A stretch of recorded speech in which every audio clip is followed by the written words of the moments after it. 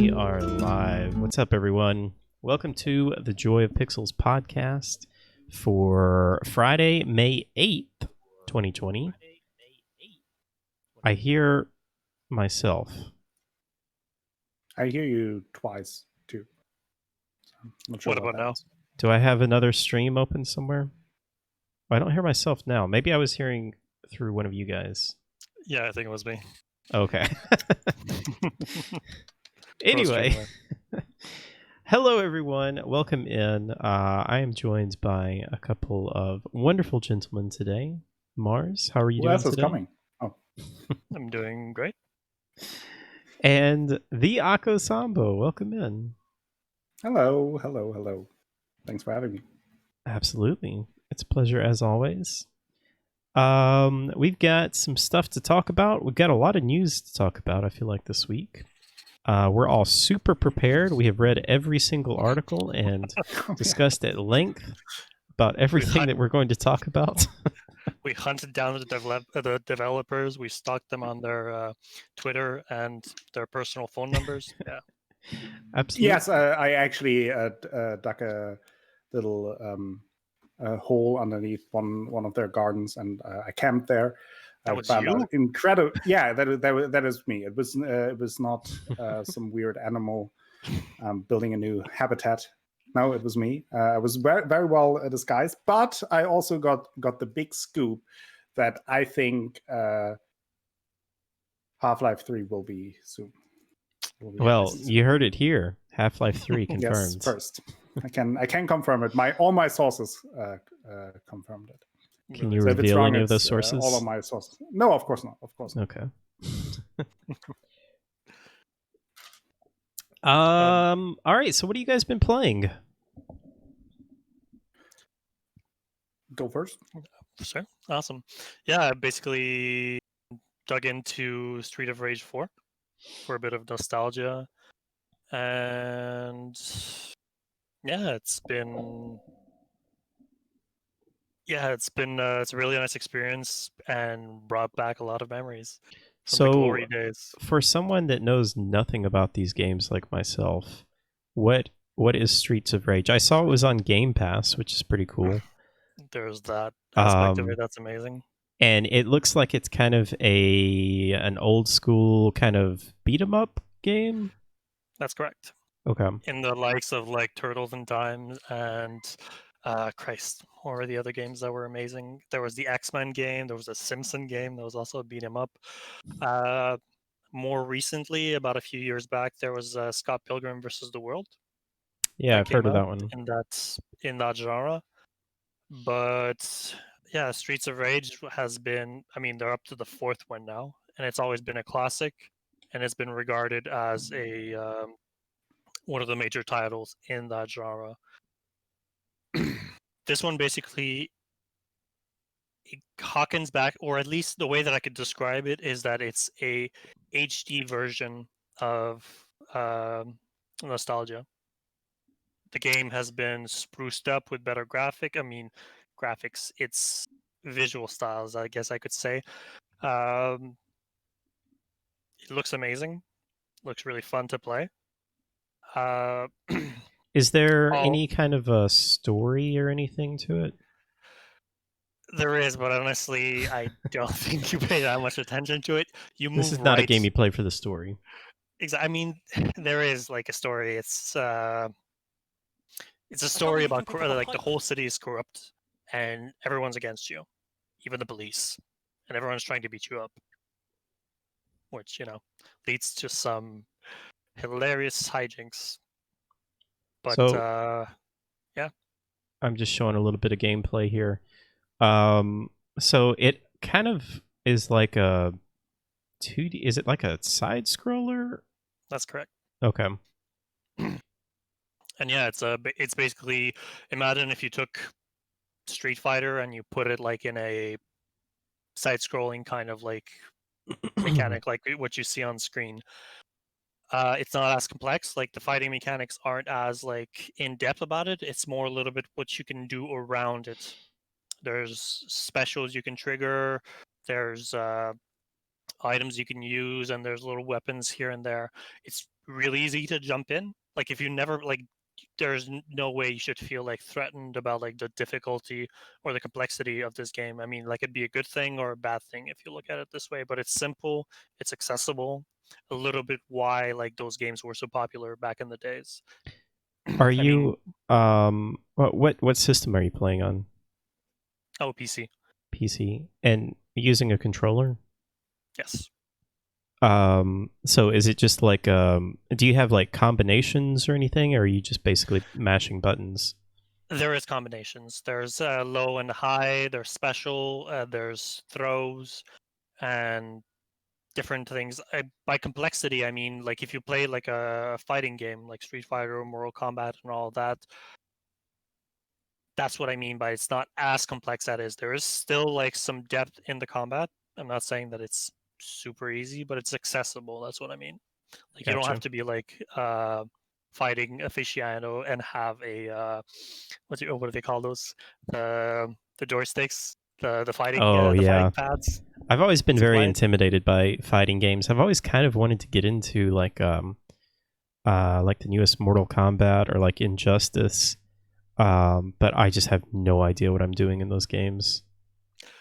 Oddly enough, like I'm not a big, huge like fighting aficionado. I was part of like I built an arcade cabinet for a community of those guys that are in Montreal that like meet up every Friday and Saturday, and then just like kind of have tournaments amongst themselves.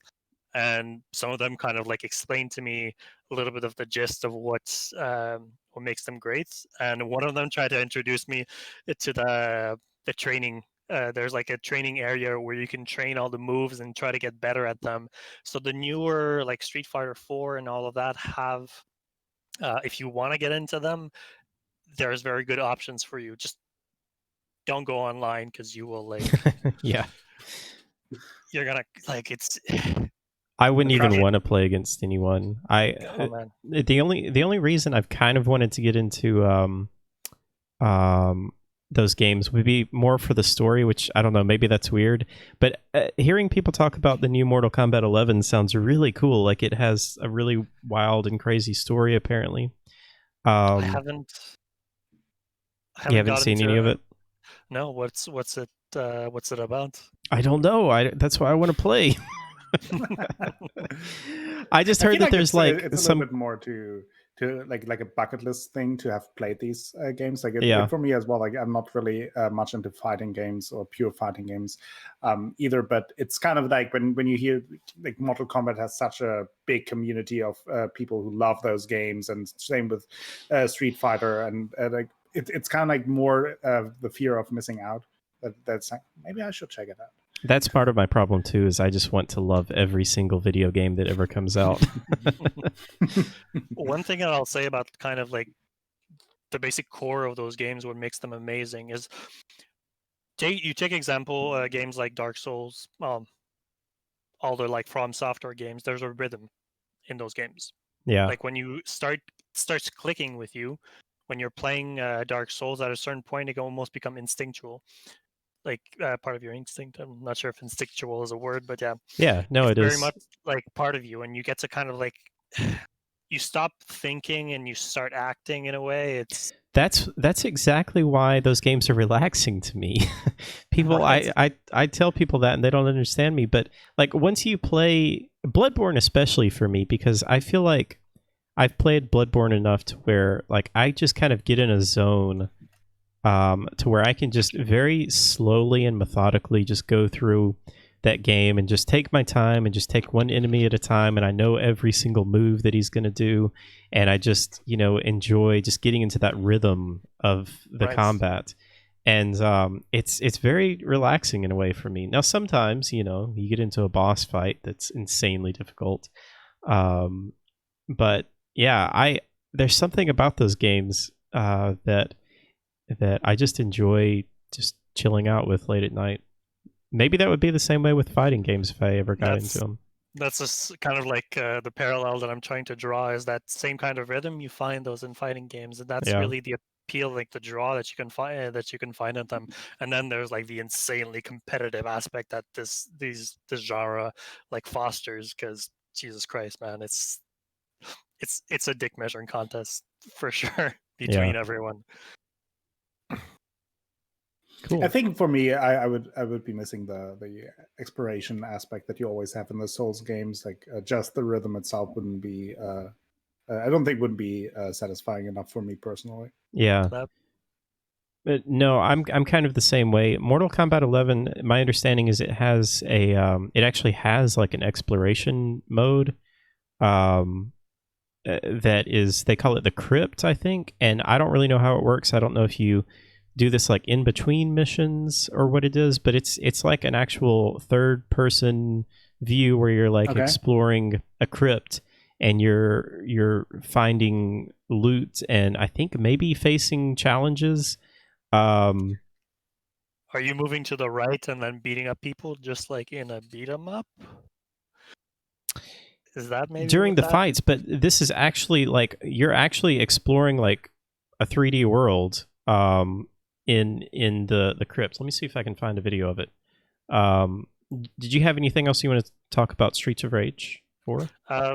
Yeah, I just wanted to like also say that what's one aspect of it that I found really interesting is the co-op of it. You can play with up to 4 people.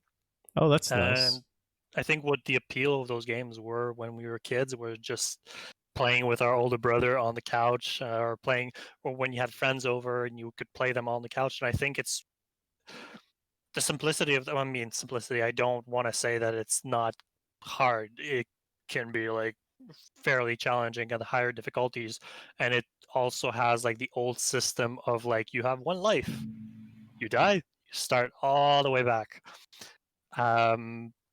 But the co-op aspect of it is cool because I think it's for streaming. Like, I don't know if a streamer would like have a bunch of people from his chat come and join him into a match, or if you had friends, you could like pop into a game together, and it's fairly kind of the rhythm of that game lends well to socializing, I find. Yeah. And yeah. Okay. Fair enough. Yeah, I'm just showing a little bit of footage of Mortal Kombat 11 in the crypt here, and I mean, it looks like a full-on, third-person action game here. I guess it's like more of a puzzle area. Like you kind of solve some puzzles, and I think you face challenges, which go into the traditional 2D mode. But this really drew me in, and I was like, "Oh, this looks really cool." Again, I don't really know how it works, but looks pretty interesting. Neat. I didn't know that. Yeah. Yeah. So that's Streets of Rage 4. Have you played all the Streets of Rage games, Mars?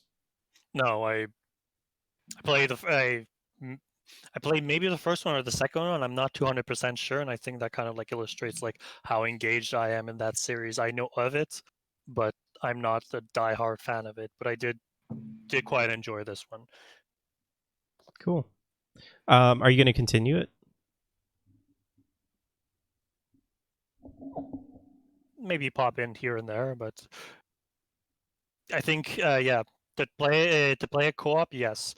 To continue it, like I've gone to the like one iteration of it. They have a lot of like unlocks you can do. You can unlock a lot of like the old characters from Street of Rage 3, 2, and 1. There's I think about 17 unlocks you can do. I'm not that engaged into it, but it was a fun experience, and I mean, Game Pass, it's worth a spin. Yeah. Do you know how long it is? Like how long it is to beat if you wanted to go through the whole thing? To unlock everything? I'm not sure, like probably a whole year or something, but I mean, just like the campaign, I guess. The campaign itself, if you play it like on medium difficulty, you could probably get it through it 3 hours, something like that. Oh wow! Okay, well, that's not bad at all. Okay, interesting. Cool. So that is Streets of Rage 4. It's on Game Pass. Do we know how much it is if you buy it outright? Only if you get sponsored by them. That's the thing also that I think I'll differentiate. I wouldn't buy this outright, but the fact that it was on Game Pass. Yeah.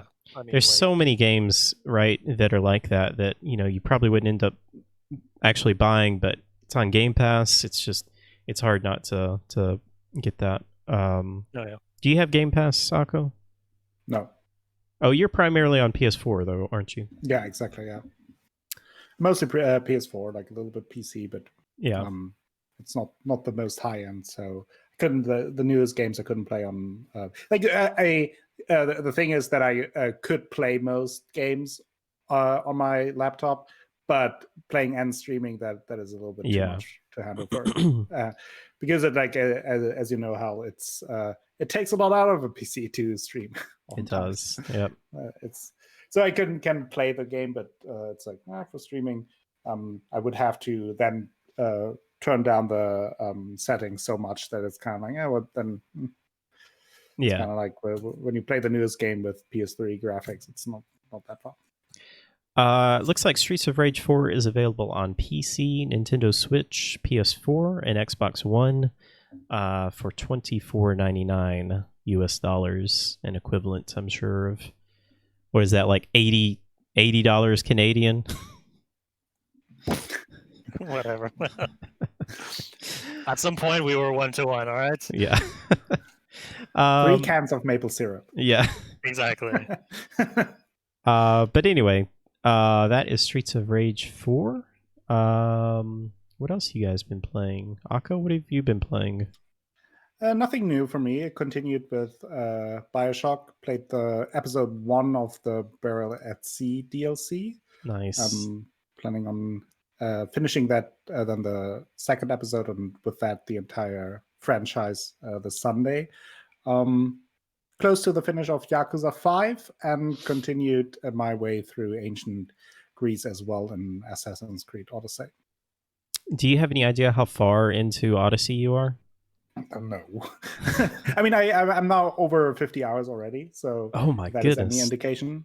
You've been going through that fairly quick. Yeah, but it's like the time also flies with that game. Yeah. It's one of those things where the exploration is so much fun that you're like, oh, I'm just checking this out. Oh no, I'm doing this little side quest, and all of a sudden you sit there another 1 or 2 hours after you already wanted to end it. So it's just fun. It's I mentioned it during the streams a lot, that to me, it is a lot like the 90s Hercules series, that it's like it's a little cheesy, it's a little over the top here and there, but once you kind of settle in with it, it's a lot of fun. It's a little more lighthearted for as an open world game than some other games, and I think it that fits it really well, that you have like a little tad of cheesiness on there, but then it doesn't take itself too serious either. And that I think contributes to the fact that the exploration is so much fun, because I think you couldn't have a 100-hour plus game like that, and the way it's set up, if it would be just continued too serious and would take itself too serious the entire time. You need these moments of levity. But is the kind of like cheesiness, is it intentional, or is it just bad writing, do you think? I think it's a little bit of both, honestly. I think for the most part they approach it with some self-consciousness there, and knowing that it's not supposed to be too serious. But I think also some moments are a little more unintentional. But for the most part, it is intentional. I do believe that like 80% of it is definitely on purpose and planned out the way it is, and just comes with the way it is structured. And then there are some moments that are probably unplanned, but kind of then add to the fun nature. Very cool. And I think sometimes games that are not completely polished and have a little bit of an edge, have a little bit of a jankiness to it, that kind of contributes to their charm a little bit. Have you bought any add-ons to make you level up faster or anything like that? No, not at all. I got don't feel like you need to or anything. No, not at all. I think I'm playing on medium difficulty, and the difficulty, it scales anyway, so it's continuously fair. And don't really think that it's necessary at all. I got the 2 story DLCs that I will play, but no. I've heard those are additional- really, really good. I heard that too. That is why I got them. Yeah. And you're playing as the male character, right? Yes, and obviously most people say that that it's the worst, much worse version. I don't really think so. I started off stream with the female character as well to kind of compare a little bit, and they are different. I think the female character adds a little more seriousness to it in the dialogue, but I feel like I feel the male version, it fits in the sense if you don't take it too seriously, then it fits. If you want a more serious version, then probably the female version is better. But I don't really see that big of a quality difference. I honestly will say that both, it was a lot that people talked about that the female voice actor is much better, and I have to say both are not great. Like they're fine both, but they're also not outstanding, neither of them. And generally speaking, the voice acting is here and there a little bit janky because I feel like they all speak with somewhat of a Greek accent that is that varies from person to person, and it is like you can tell a lot of the times that it's people making an accent. Yeah. Which takes some time to get used to, especially in the beginning. And I was really down on it in the beginning. Like the first couple of hours in the first stream, I was like, a little bit of a drag. Like it's really, I was surprised that like a AAA game like that kind of feels a little cheap. But the more I then played it, the more I really enjoyed it. So it's just one of those things, I guess. Once I got used to it, it kind of added to the world. Then once I was like, yeah, no, I'm not taking this too seriously. I'm just having fun, relax, and explore a little bit. I'm curious to know how invested you are in the story. Fairly. It is anyway hard with these open world games to be too focused on the main story because there's so much to do anyway, so you get sidetracked even when there is a compelling main story. But yeah, I mean the main story is it's more like a common thread, which is good, that leads you through the game than an actual story, and it really shines more in those little side stories, which is also why I compared it to the Hercules series, because it kind of feels like, yeah, there is a common thread throughout a season, but it's more that whenever you go to a new region, it's like a new episode where you have like side quests and like you meet new side characters that you meet, and maybe you meet them in a few episodes or in another season again and have another side quest with them.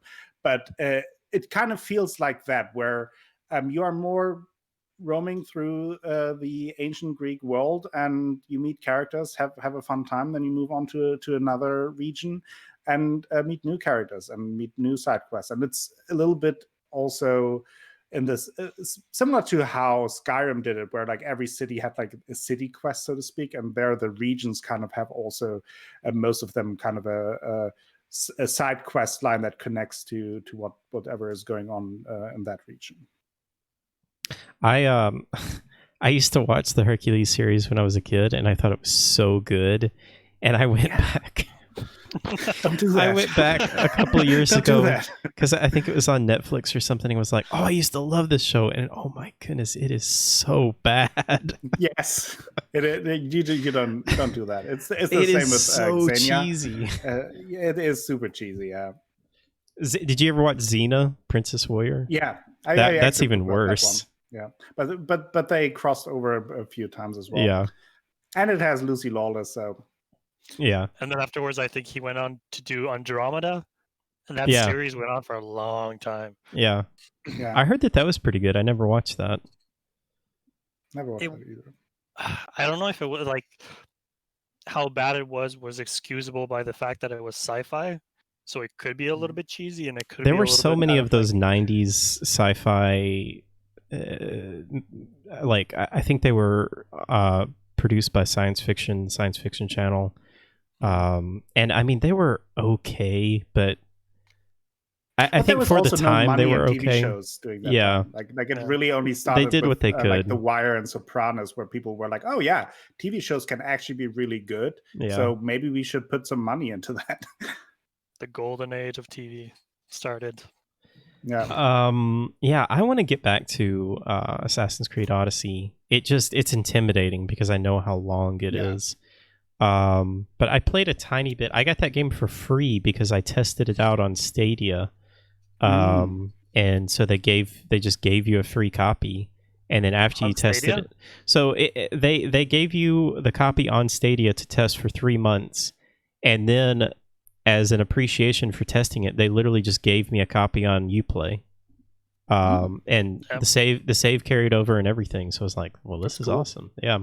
Yeah. I mean, I can only recommend, like, if you, it is intimidating lengthwise, but if you approach it from like a relaxing, more chill yeah. stream, especially, like, you can just hang out and do a few hours of it, and it just flies by, rather than being like super intense and focused on the story. And there's a place and time for that, but I think it's also nice to have a game where you can just lean back a little bit and hang out. I think I spent like 12 hours on like the very first tutorial island or whatever. Mm. And I was like, oh, this is a big game. Yeah. And it's like, and then I got out of the tutorial island, and that's like, a tiny little 1% of the game. yeah. Yeah, that's a good game though. I think maybe it's somewhat underrated because I feel like everybody just kind of hates on Assassin's Creed and doesn't really give it its fair share. But I think like, from what I've heard, it brought it back a little more positive view on the Assassin's Creed series. Like, Yeah. I think they rebooted it with Origins, introduced the more RPG style leveling up and then polished it with Odyssey. And I feel like most people are pretty high on Odyssey that played it and are like, oh yeah, that's actually really good again. I think that's the thing. I think the people that have actually played it really speak highly of it, and then there's everybody else that just hates on it just to hate on it. But I played through Origins and loved Origins. Really enjoyed Origins. Yeah. The opinion that I saw, like, I haven't played Odyssey yet, mainly because what I find intimidating about it is 140 gig download, and I just couldn't be bothered. Yeah. I own it, but like, yeah, I haven't touched it. What people are saying, mostly from the echoes that I've heard, is that it's a lovable game. It's not a masterpiece, but you'll have fun. So hey. Yeah, I think you get your money's worth if you like these types of games. And something, since Draco is in chat as well, like we talked about it doing my streams as well, is that I think it's one of those games where you kind of have to pace yourself as a gamer as well to not burn out on the game. If you're if you're going through it with too fine of a comb, you just get burned out because there's so much to explore that you kind of have to pace yourself a little bit and get to not completely burn yourself out on it. That's such a common problem in Ubisoft open world games, I feel like, is you open up that map and there are 8 billion markers on there, and if you're a completionist, and want to try and do everything, it is so intimidating. Yeah, for sure. And I think they helped it here a little bit, that you don't see all the markers immediately. You have to enter an area to see the markers. But yeah, I mean, it's intimidating. But I also, I think it's a thing with open world games in general, where you kind of have to pace yourself a little bit and maybe not go like 5 days a week, 15 hours in that game, and then you're done with it, because you just can't see it anymore, although you enjoy it. I think like just a little bit of pacing, and I feel for me personally, streaming a game like that helps because I'm not playing it every day. I have my breaks in between, which helps me pace it a little bit. And also I always try to have like some sort of balance of progression and exploration, to not just roam around in the woods for 5 hours doing nothing. So I kind of feel like the pressure for myself to like at least advance the story a little bit, or advance this quest line a little bit. So that helps me pace a game like that a bit better than if I would play it on my own. Do you guys prefer a purely open world or a more linear world? That's a big question, full of like ifs and all of that. It depends. Yeah, I feel Yeah. like it depends too.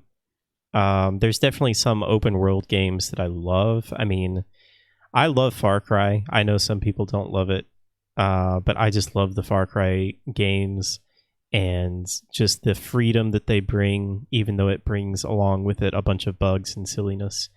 But there's also games like, I don't know. I mean, the newest God of War, which I've been playing a lot of, I think you could kind of call that open world, but Yeah. I think it does a really good job at breaking things up into Kind of a areas. segmented Yeah. world. almost, yeah. And it does a really good job too at not giving you too much to explore. Like there is a lot of stuff to find and explore, but it's like everything is doable.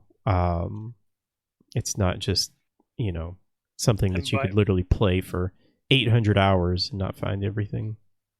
And by stuff to explore and to find, what do you mean by that? Like like when you're playing those games, like finding what kind of things like makes you like excited about it. So one of the things that I love so much about God of War is every single thing you find, every single little collectible, whether it's just a pot that you smash or, like some ancient armor or something like that, you get rewarded for it. So even like the most unremarkable pot that you just roll over and smash, you still get like 4 XP and like a little bit of gold or something for it.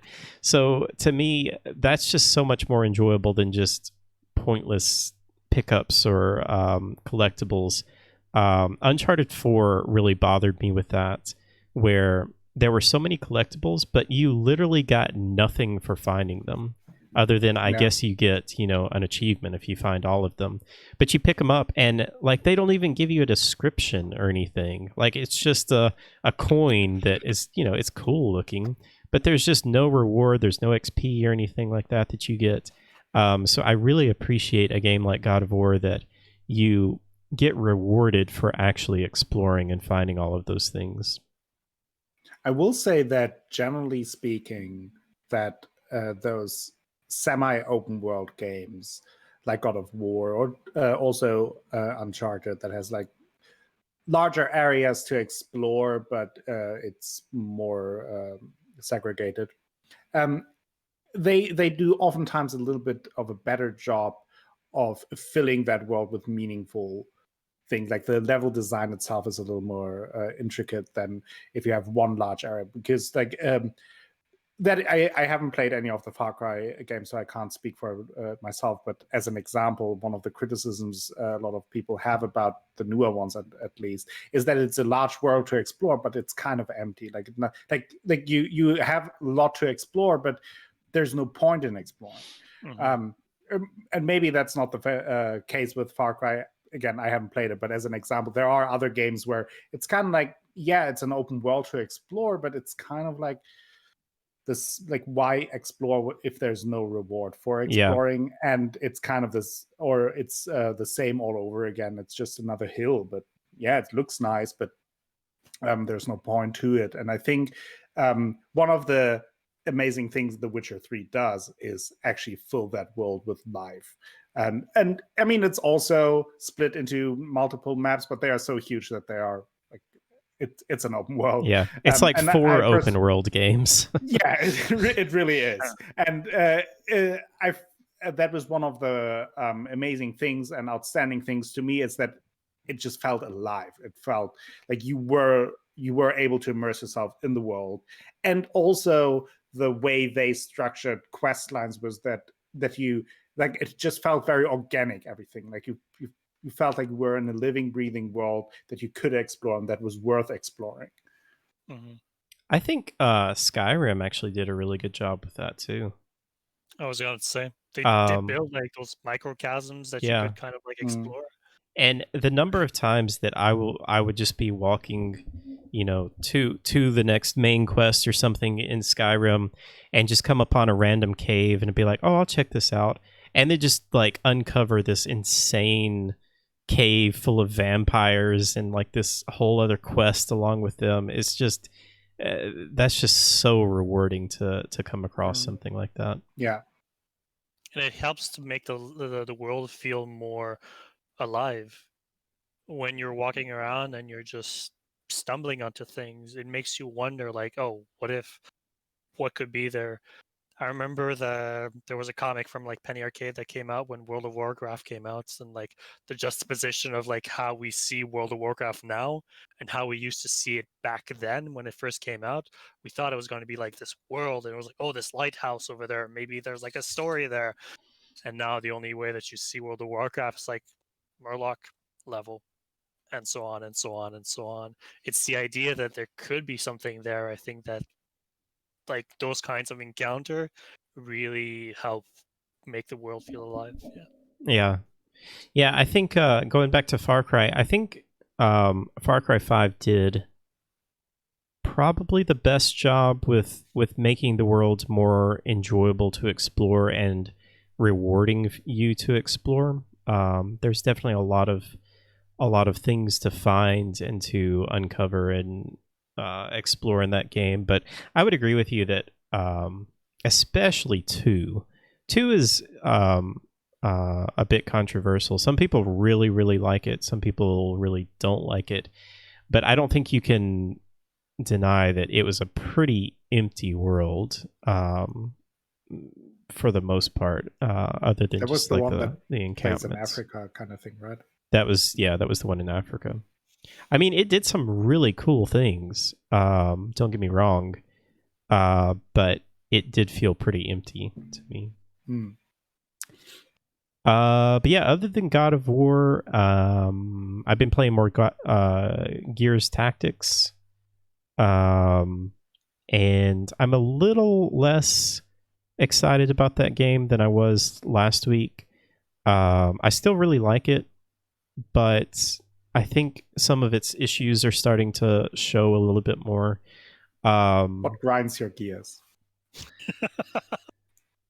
There's a couple of things that just like I don't know why in the world they wouldn't think to add this. There's so all of your characters have armor and weapons, and those weapons have attachments. They have like 4 or 5 attachments to all of your weapons.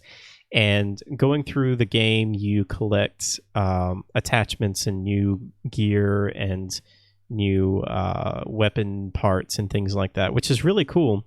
And then, you can put those weapon parts on all of your weapons, upgrade your armor, all of that stuff. But every time you go to a new mission, you're usually swapping out your characters that you're using. So naturally, you want to, put the best gear on your current characters that you're taking out. And it's a very confusing system of doing this, because you have to you first kind of load up your squad. You take out 4 people usually. Sometimes you take out 2 people, but usually on a mission you'll take out 4 people. And then what I do, maybe other people aren't doing this, but what I do is I click on the character, and then you can edit their loadout. So you can choose which weapon parts you want to put on, and you have to swap all these out. And the very simple solution would just be to add a button that just unequips all of your soldiers, or either unequips all of your soldiers that aren't selected on your loadout screen, and then you could just like very Chimera quickly. Squad. Does Chimera Squad do that? Yep. Okay. Yeah. Well, I know that XCOM 2. I can't remember if XCOM 2 did that or if it was a mod that did that, but I think they may have patched it. I think it may not be in the original version, but they put a patch. Maybe that's what they did. I think they added. I think it wasn't in the base game, and then there were mods for it, and I think they then added it with War of the Chosen, if I'm not mistaken. Okay, I just always used a mod that did that, which that's the other nice thing about XCOM 2, is, at least on PC, is there are just insane amounts of mods.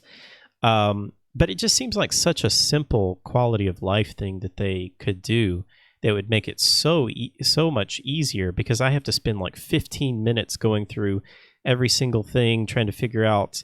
Oh, the other thing is, like if you equip a helmet onto someone, it doesn't say who that helmet is equipped on. So you have to like click on the helmet and then say swap this helmet, and then it pops up and says, "Oh, this helmet is equipped with so and so."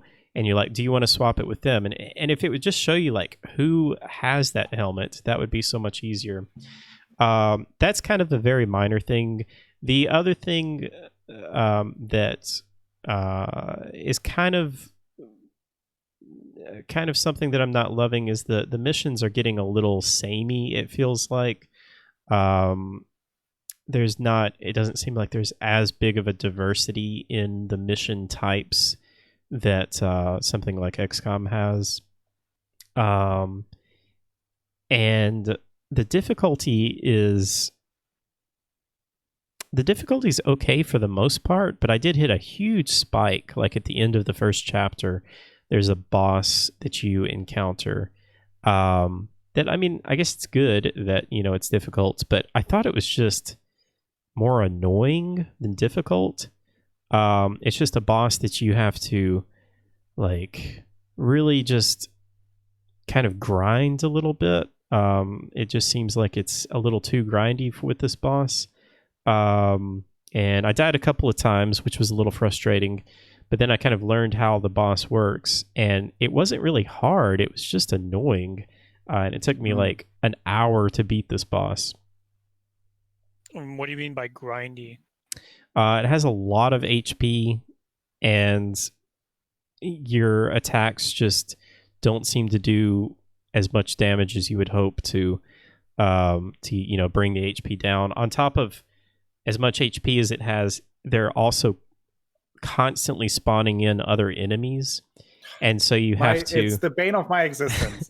Minion boss fights are the worst thing ever. So you have this. You have this to one. all game developers, just stop it. Give me a good boss fight, but don't spawn like 3 million. Yeah, and the thing is, like I said, the boss fight itself is not really that hard. It's just so grindy because they constantly are bringing in these new are respawning in these enemies. And like I would be fine if they respawn, or if they spawned in a certain amount of enemies and then you take them out and then you just focus on the boss. But they literally just spawn them in every single turn. Every time you kill them, they just spawn in new enemies. So that was just, again, like I said, it wasn't really hard. It was just annoying to me. And I was just kind of done with it when I finished that boss fight.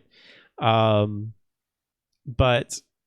with all that being said, I'm still enjoying the game. I still think some of the systems that it has, particularly the Overwatch system, the execution system, are really, really cool and make it really, really fun. I had a mission last night that seemed like it was just going to be impossible just with the number of enemies that were there. But I was able to chain a bunch of executions together. And if I didn't make this clear, when you execute one of the enemies, that automatically gives everyone else on your team one additional action point. And so I was able to chain like 3 or 4 executions together. And I had one person that had like 7 action points or something on their turn. So I think that that's really, really cool. The skill trees are really, really nice for each class. I think there's 5 classes so far. And then each one of those classes has 4 different subclasses. You can really get some interesting builds going on.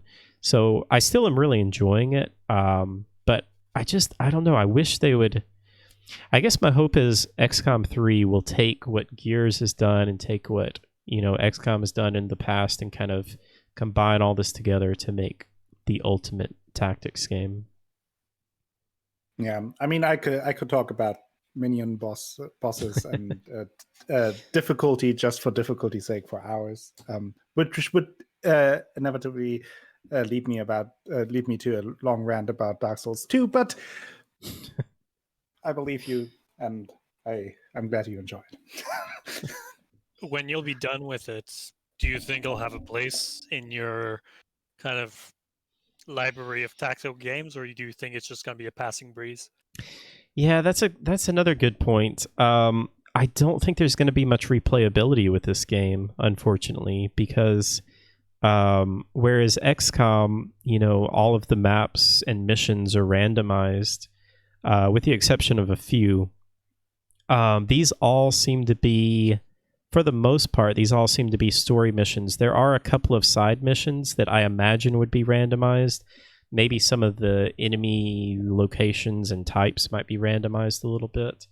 But I don't really see myself replaying this game as often as I replay XCOM. For me, XCOM is like at least once a year I want to do an XCOM run, because it's just like a whole new game every time I play it. With this game, I won't say I'll never play it again, because I'm sure that it's definitely good enough that I'll give myself 2 or 3 years and then probably pick it up again. Because I will have forgotten most of it anyway, and so just want to experience that again. But yeah, I don't think it's going to hold up as well as XCOM does for me.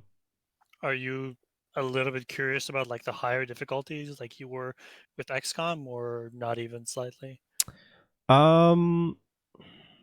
Maybe. I'm playing on the not the highest difficulty, but the one right below that. I did try out the highest difficulty, and it seems like all it does is really just kind of give enemies more health. So I can't really see myself wanting to go through it again on that difficulty. Really, for me, what draws me in is having that randomness to the campaign, like XCOM does. That every time I go in, yeah, it's the same basic scenario, startup, but it's always going to be a different how I get to the end's goal with all the random maps and the random missions that you're going to face. And I think there is a place for XCOM to be this sandboxy version of this genre, where it's like very open as to what happens every campaign, and then maybe a more predetermined game like Gears of War. Like we talked last week about other franchises maybe doing something similar with this genre. I think there is a way to have a more predetermined campaign, like maybe Gears has, but then it also has to add something new to it. It has to have a more engaging story. It has to, like, the maps itself need to be a little more intricate and have maybe some more interesting spins on it as you go on to keep your interest, if you don't have the playability factor. And I think maybe Gears Tactics is kind of testing the waters there for others, and we see an improvement in the future. But I think if you have the predetermined, as you need some other aspects ramping up to make up for the more sandboxy style of Xbox. And I think it does have that to a degree. I mean, don't get me wrong. I think it's a good game, and there's nothing wrong with having a more linear approach to a game like this. Mutant Year Zero was another game that I would kind of compare this to, that was a very, very solid, in my opinion, very solid XCOM-like game, but it was a very linear game. Much more linear than even Gears. Like, the scenarios are exactly the same when you replay it. The enemies are in the exact same location. And that's totally fine. I loved my time with Mutant Year Zero, but there's just no reason for me to really replay that. And I don't think there is going to be a reason with Gears, but I'm still enjoying Gears. Do you think the lack of like randomness in levels is justified in Gears of War? I mean, was a design choice that they made to have like static levels make sense in either the story or something else? Yeah, I think it's justified. And I think if I was into Gears of War, I would probably be more into the story. And more into the characters. I think this is a prequel to like all of the games. I think this takes place before Gears of War 1. So, you know, if I was more into the universe, I would probably be more into the story and everything like that. So I think it's perfectly fine with what they're doing. And again, I think some of the new systems that they have, the new Overwatch mechanic, the execution mechanic, the skill trees, I think they're all fantastic. And I think it brings enough new to the genre to make this game absolutely worth playing if you're a fan of tactics games. Do you think you're let down a little bit by it because of your expectations? I mean, the thing you have to compare it to is War of the Chosen. No, I went in with pretty low expectations. I mean, when this game was announced, I was like, what? Gears of War as a tactics game? So I went in with low expectations, but I was hopefully optimistic, and I've been pleasantly surprised, I would say. Again, you know, I have my annoyances with it. It's not a perfect game, but it's kind of hard because, I mean, you obviously have to compare this game to XCOM 2 or the XCOM games, but in its own right, it is a fantastic game. I would probably, you know, if I was rating this game, I would probably give it a strong 8 out of 10. I think it's a very good game that is absolutely worth playing. Just, you know, if you go into it thinking it's going to be XCOM to where you have randomized maps and encounters and all this stuff, then you might be disappointed. But I went into it just, you know, not really knowing what to expect, low expectations, and have been very pleasantly surprised. And it's nice you have like, if you love that genre like you do, it's nice to have like that excitement of maybe like, oh, maybe this could be. I'm just happy that we're getting more of these types of games. You know, I got into XCOM and I was like, I love this genre. I want to play more games like this, and there's not really that many games like that, unfortunately. So when, you know, some of the games like Mutant was announced and that came out, I was super excited for that. And Gears Tactics, there's a Chinese developed game called Troubleshooter that French Toast told us about, that it looks really interesting. There's a couple other that I can't think of right off the top of my head that are coming out now. Wasn't that similar? BattleTech was one. I still need to play that. I've watched Christopher Odd play a little bit. I know he was not super into it. I don't think he finished the campaign, but I've heard mixed things about it. I definitely need to check it out. Same. But yeah, I'm, you know, like I said, I'm just excited that this genre is getting more games in it. Should I mention Phoenix Operation Squad or whatever? Phoenix Point. That's the one I was thinking of. Yeah, I really, I backed that one. I can't remember if that was on Kickstarter or I can't remember how I backed it, but I was a backer of that game. Crew. 1, and 6, 7. I was a little disappointed with that. I was actually really disappointed with that game. I booted it up when it came out, and the very first thing that I noticed was I couldn't remap any of the keys. And I don't know how in the world you make a PC-only game in this day and era where you can't remap any of the keys. And the only thing I wanted to remap was they had zoom on T and G, and I just wanted to have zoom on the mouse wheel because that's so much more natural to me. And I played a little bit of it, and it has some interesting mechanics. I can't really speak too much on it because I played just a little tiny bit of it, but it has an interesting mechanic to where you when you take a shot on an enemy, you kind of go into like a zoomed in view, and you kind of try and pick. There's a circle that comes up, and it expands or contracts to show you your percentage of, you know, shot that you're going to hit. And so if you're really close to an enemy, then, you know, the circle is going to be really small. It might be right on their head. If you're far away, the circle could be like gigantic and outside of the enemy, so you have a chance to miss. So, I mean, it looked interesting. and I mean it's created by I think the original developer of the original XCOM, so it has a lot going for it. It just seems super buggy, and it seems like every week they were coming out with a new patch that was like completely rebalancing the game. So it just seemed like it launched way before it should have launched. But I'm still excited to check it out once it gets patched up. So there's hope. I always have hope.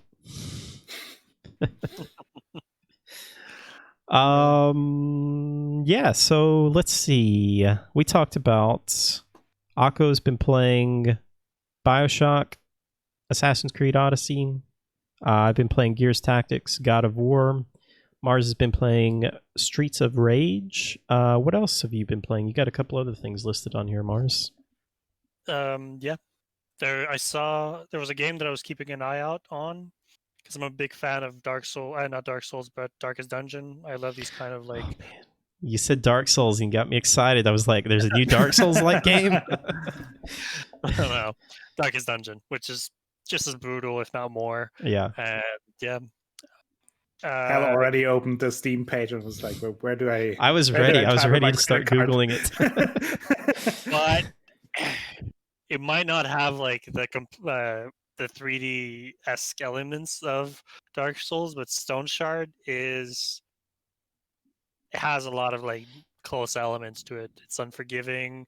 There's a lot of like exploration involved, so you might like it actually. But yeah, this game is in early access on Steam. It came out about 2 months ago, like the early access of it. And I saw last week that they have kind of a demo, but they're calling it a prologue, so they're basically making you play the first part of the game. It's worth a shot. Like if you like Dark Souls and if you like Darkest Dungeon, there's elements in this that you will like.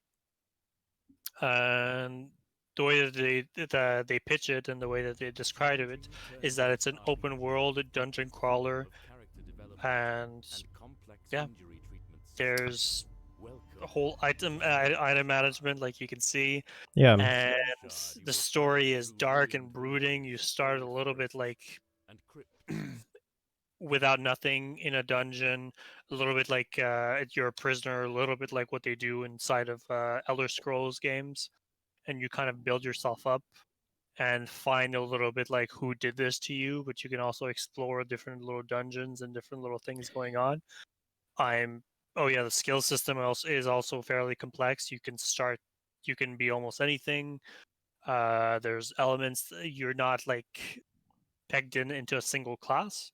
You can kind of like explore your options of, do I want to do magic, or do I want to do like healing, or do I want to do kind of like range finding, or tour around with like the skill trees that they have. This this actually looks really good. I'm not really the biggest fan of like 8-bit art style. Mm-hmm. But the gameplay looks really interesting. Are the dungeons randomized? Yes, they are. And I think actually there's elements of tactics that you might enjoy about it. It's not a full-on tactical, but it's turn-based. That there's like you do one move, they do one move, and you're moving on a grid. So yeah, there's like that tactical element to it. And yeah, still early access though, so it might change and grow, and they might listen into what they're saying, what the community has to say about it, and kind of like tweak it a little bit. It's going on the wish list. Brilliant. And yeah, the prologue is free, and it's not even like 1 gig to download. Oh, the prologue is free? Yeah, it's like 600 megabytes. Nice. And it'll give you a little bit of a taste of what it is, and if you like it, maybe back to early access. Yeah, that looks really interesting. How did you find out about it? I think through one of the devs from Darkest Dungeons. It was one of his friends who was developing it, and they kind of like pitched it on their Twitter feed, and so I saw it. I kind of like trust her opinion about games, and I looked into it, and yeah, no, I got excited. There's another Darkest Dungeon kind of clone that is coming out pretty soon. Do you know what I'm talking about? I don't. I can't remember the name of it, but I saw kind of an early build of it, and I mean, it looked a lot like Darkest Dungeon.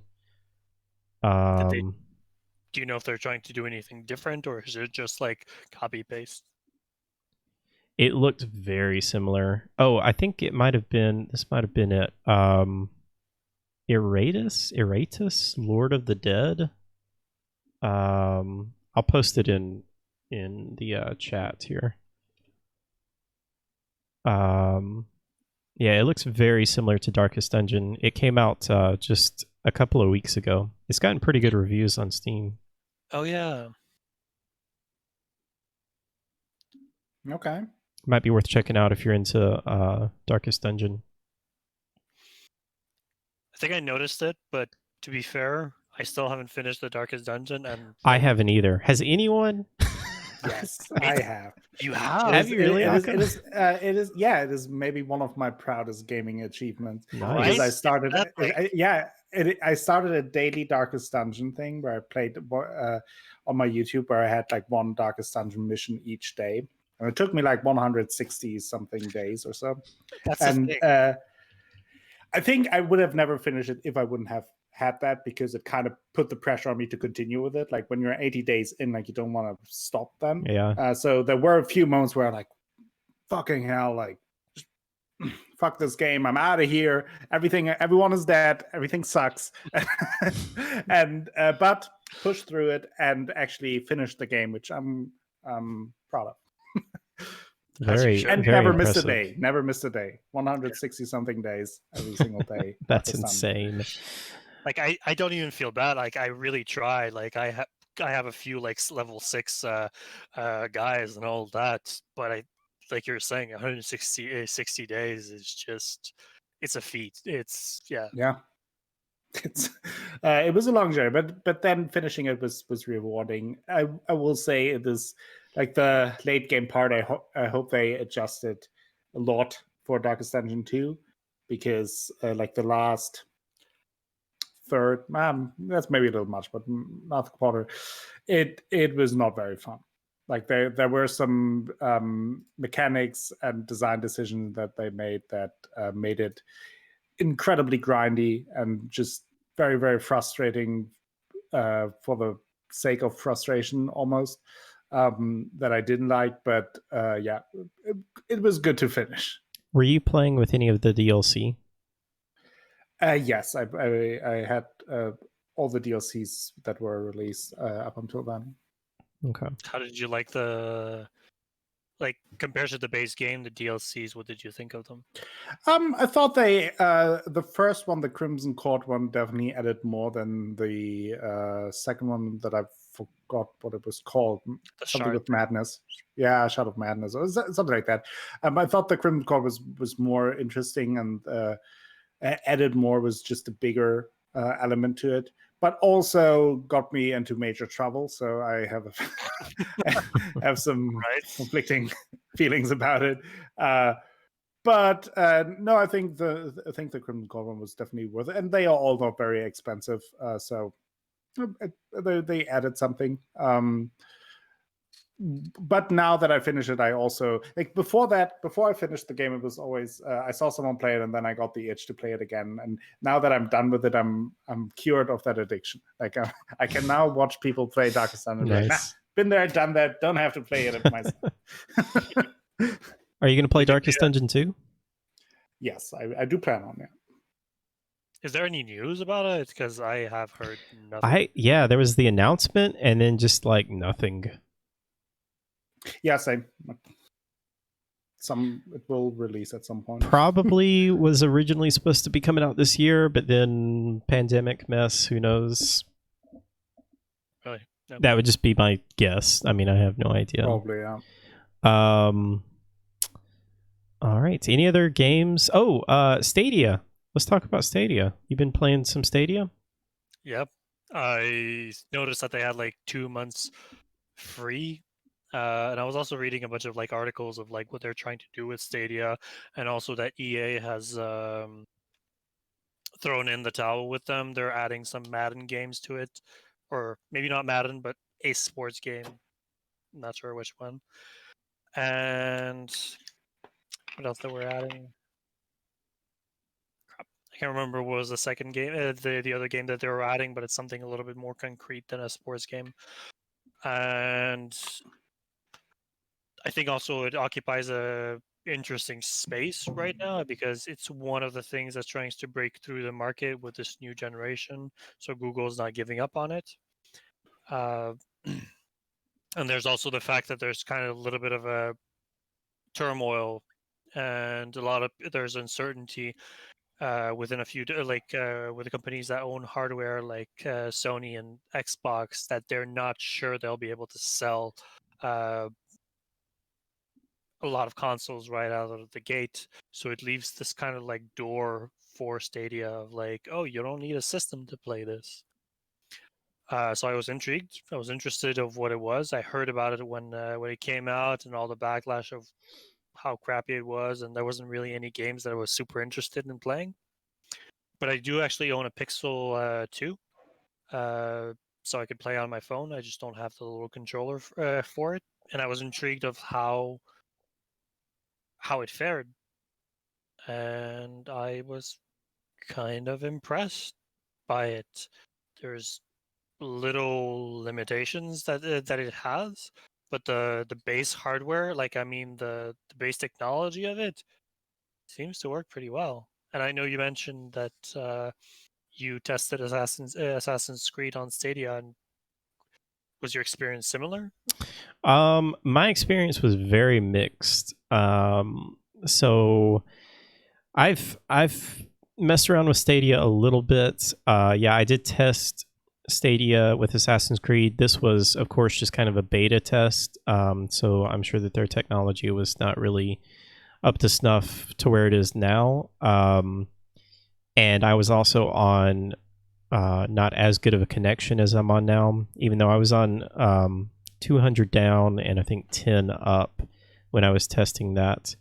And I was impressed with how it kept the frame rate at a consistent frame rate. I was not really impressed with the image quality and the lag. There was, it wasn't always like this, but there was definitely noticeable lag, either playing with a mouse and keyboard or with a controller. But what Reality was saying in chat, I heard that is a major factor. It really varies on where you are, like absolutely. Which region you are. Some people had a very, very little lag. Everything was working smoothly, and then others had major issues, and basically there was no way of playing a game with it. Absolutely. Even with a good connection. It's very dependent on where you are in relation to a data center. I'm fairly close to some big cities, so I would think that I'm not too far away from, a data center. I don't know if there's a way to really tell where it's coming from, but I would think that, I'm not more than a couple of 100 miles away. But anyway, so that, again, this was like a beta test. I wouldn't really base, I wouldn't really rate my experience based on that. But I did, like you, Mars, I signed up for the free trial and played a little bit of Grid on there, which is a racing game. And I'm on a much faster connection now. I'm on a 1 gigabit fiber connection now. And for the most part, I thought it was pretty good, but I still just noticed a little bit of lag, and the image quality just still was not that great to me. And I normally don't really care too much about image quality. I'm still on a 1080p monitor. I don't, really care about 4K or anything like that. But it would very frequently just get kind of pixelated for me. And The good things I will say is it worked. It was very simple. You literally just open your browser and just click on the game and start it up. I was a little let down that like there's still load times. I mean, you still have to wait for the games to load and things like that. I was kind of expecting them to be running these on some supercomputers that are going to have just almost instantaneous load time. And I've heard various things about people, saying that the load times, like on, I think Red Dead Redemption 2 is on there, that the load times are not really that much different from, a high-end PC with an SSD. So I guess the problem with Stadia is just trying to find the target audience, and who that is. I always thought when they announced it, and my initial thought was cool, but not for now. Like I think it was a great step into a new direction, and I think we will see more of that technology fleshed out in the next years, and I think it will become a market that needs to be watched. And I think not just Google will go into that market, you will have other companies opening up for that as well. But I think just like with most things, Google here kind of takes the first step, and it's not perfect, and it will take some time to adjust that. But I think as time goes on, we will see more of it fleshed out and probably working better. They're actually not the first to try. There was a Play Live or something like that came out. Yeah. Oh shoot, what was the name of that? It was something like Play Live. Yeah, that came out like years ago. That was like 2006 or something that came out. Yep. I know what you're talking about. But yeah, I guess the thing for me with Stadia is I think the technology is really cool, and I think the technology works well enough that it's good for like a second option.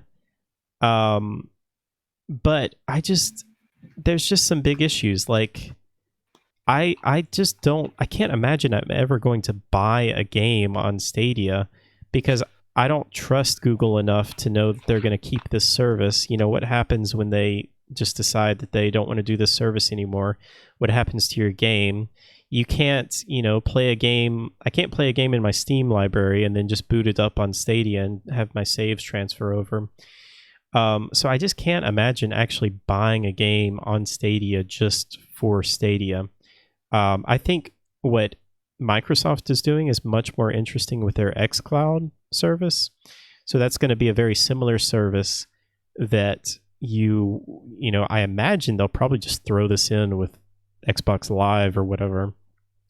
And it will allow you to stream all of your games. And the big thing with that is it will allow you to stream your games that you've already purchased, on your Xbox machine or your Windows machine. So I think that's much more interesting to me, that maybe I'm in a hotel room or something. PlayStation Now service where you also like have a subscription and then basically have access to that library. The only issue there is that like the library is limited, but I think as far as I heard, it works pretty well. I think services like that will become better and will become more dominant for them. I can honestly see that both the Xbox and PlayStation in the next gen, that we will see an improvement there, that there will be an improvement both in the range of titles that will be offered on that and also in quality there. And I can see like it's basically a subscription. It's basically Netflix for games then. And as the technology improves, I think that will maybe be the future. The one aspect of it that I found really cool, and I think what sets it apart from what other companies are kind of doing, is running games on my phone. Like that, I found that aspect really, really, really cool. Well, you can do that with you can do that with Sony with the PlayStation right now. Really? Yeah. Damn, didn't know. Yeah. And it works pretty good actually. Yeah, I lie in bed and play God of War. on my iPad. Of course you do.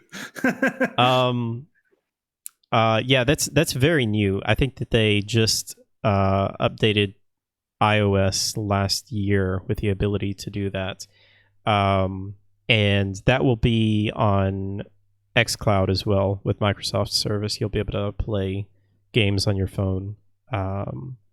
Now, I doubt it's going to work very, very good at all on, like an LTE connection.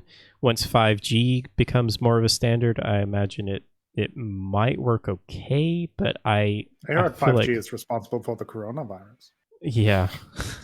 What isn't 5G responsible for? Fair enough. But I don't know if they're ever really going to be able to get the lag down enough with wireless to be able to do that.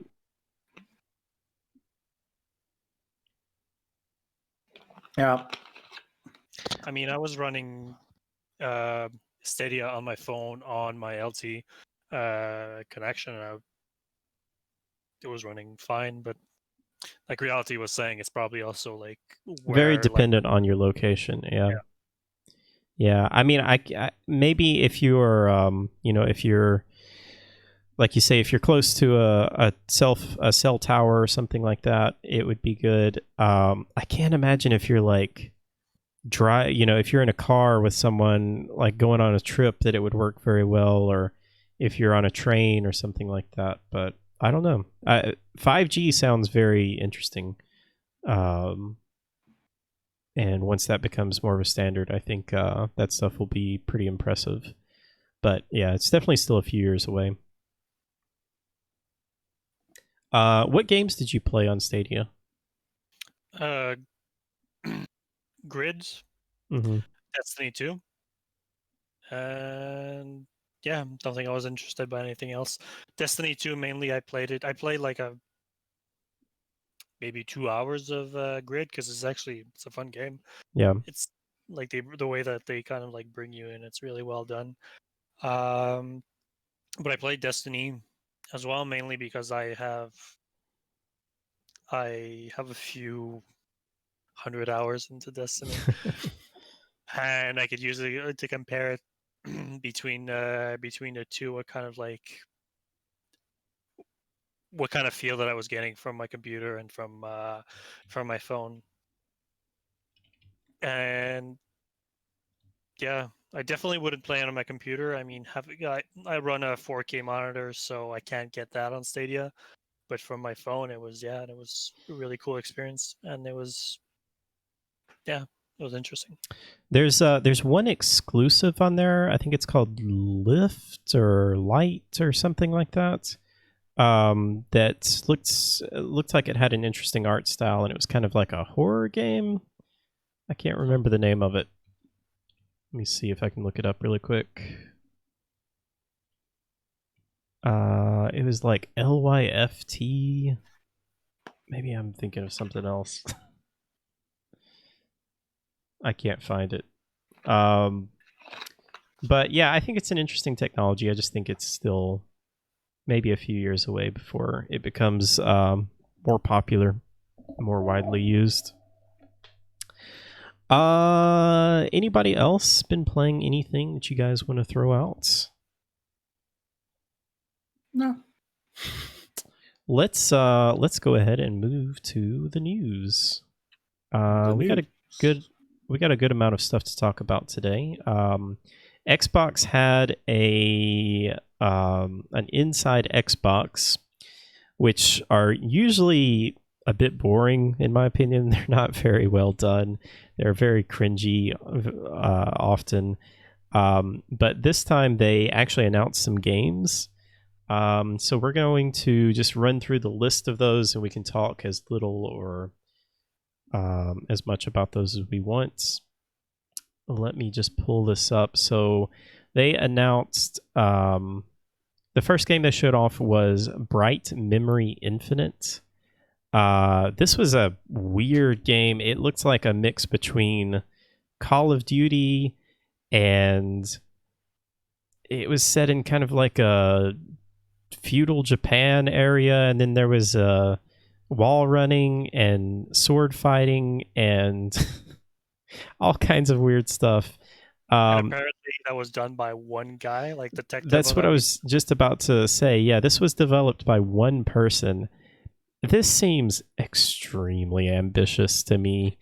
I mean, it looked really cool, but I am just very, very skeptical if this is actually going to become a game or if this is just more of a tech demo. Yeah, that's what I thought when I saw saw it run. I don't know what it is about, but just like the way the camera moves and how he reacts with the camera, there's like something really off in just that makes me go like, that's not real. That's not what we're gonna see. Yeah. Actually, I'll be right back. I just gotta check something. Sure, take your time. They announced Dirt 5, which is made by Codemasters. That's the same people that make the Grid series, as an exclusive for, or not an exclusive. None of these are exclusives, but it will be coming to the Xbox Series X, and a couple of interesting things that you had noted on here. You'll be able to choose between 4K 60 FPS or 120 FPS option. That's pretty cool. I think that will be nice. I'm curious how many games are going to be 4K 60 FPS on the Series X.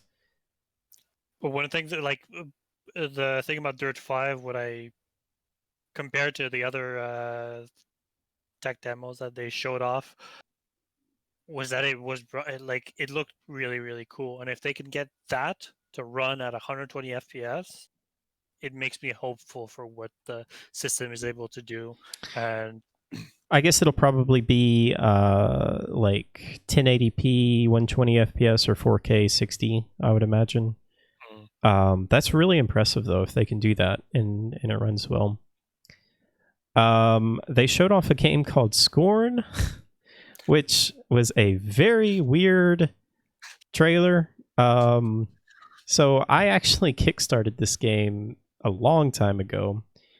I don't even know why I kickstarted it. It was very cheap. I think it was like $15 when I kickstarted it. And it was supposed to come out in like 2017.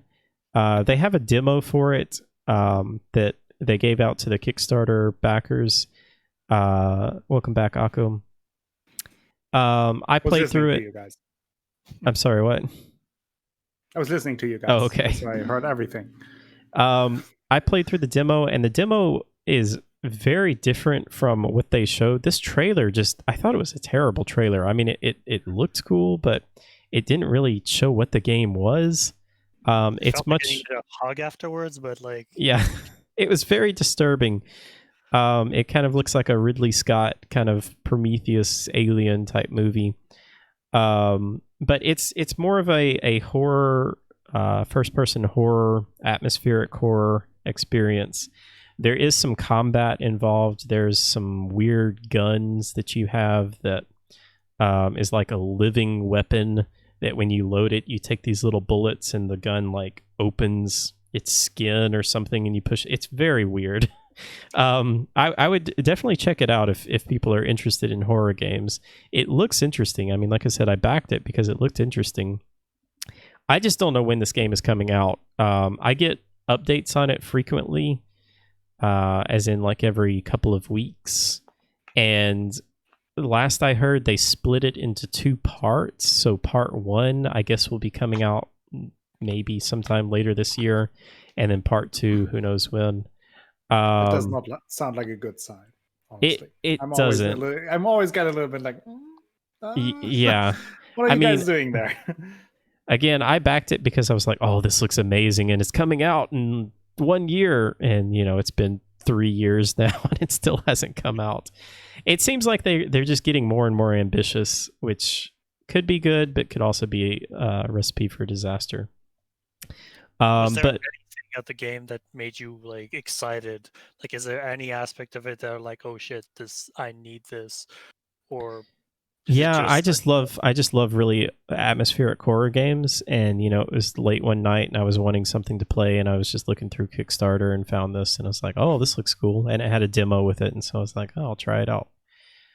But that's literally the only reason that I backed it. But maybe now that they're getting backing from Microsoft, or they're getting more press from it, that it will be have the push to come out a little bit sooner. But is that a good thing? Like if they if they now get pressure to release it soon? It could be if it's a case to where they are just going back and forth with ideas, and they are trying things and they just don't really have any direction. Maybe if they are having somebody saying, okay, hey, you've got to get this game out, then it could give them the incentive to finally just get to work on it and finish it. It could also just be that it's just not ready and they push it out way before ahead of time, and it's a disaster. Time will tell. There was a game called Chorus that looked really interesting. This was a kind of a space combat game. The big thing that I noticed from a lot of these games is we know nothing about hardly any of these games. The trailers were cool, but they were just almost all cinematic trailers that didn't really tell us anything about the game. But this was just kind of a cool space combat game. Is that a bad sign? Like in terms of launch games for the Xbox, Series Xbox, I mean. But is that a bad sign that they only show us cinematic trailers and not much gameplay?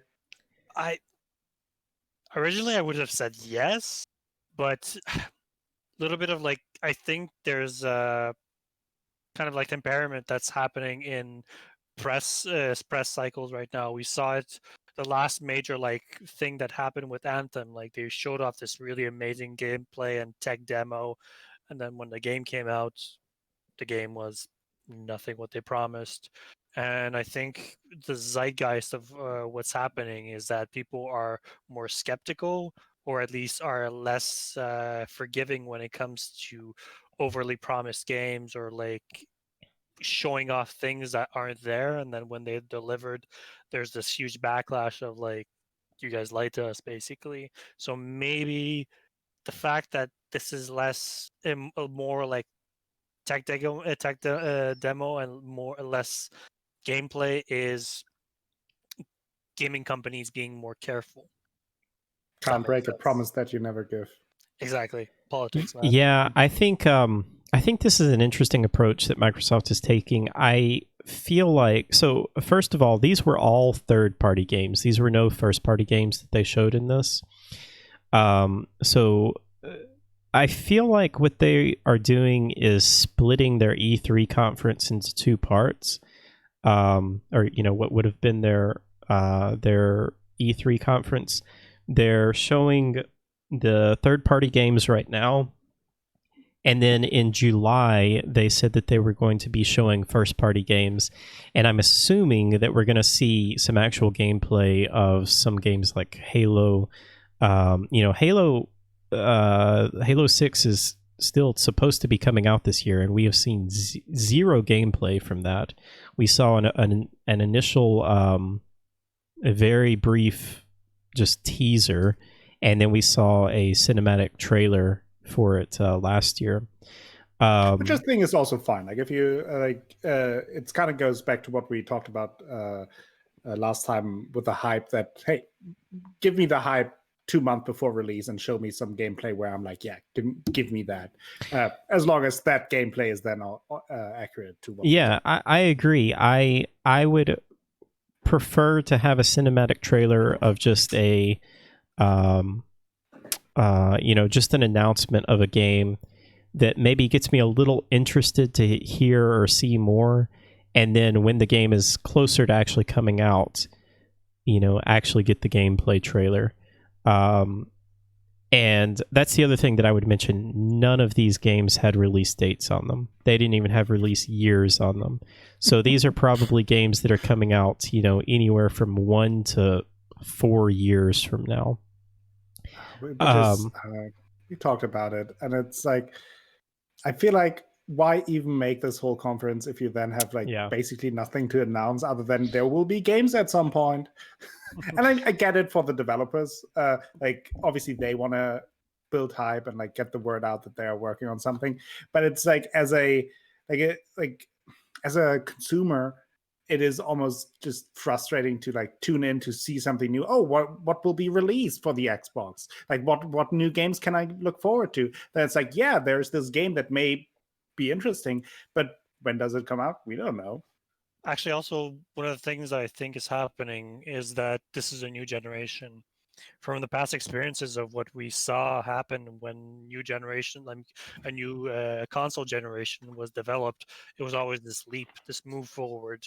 We would always see kind of an improvement in graphics. But I think also one of the things to consider is that nowadays with this the power that people are running 2080 Ti's in their computers and what the computers are able to do compared to what the console is able to do, there's not that big of a jump happening either. And maybe there's this expectation of we want to see something super shiny and impressive happen, but that's not what's actually the reality of what it will be.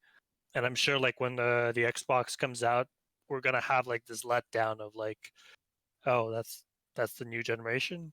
I don't think so. I don't think so, because now most of the games are not or most games are not just exclusive to consoles, so they need to run on both systems, and the difference can't be too big for the games, because then so they kind of have to be developed to work on both system and kind of look similar-ish. At least there is obviously on PC they usually look better, and there's more into that, but it can't be too big, because then nobody would buy consoles anymore.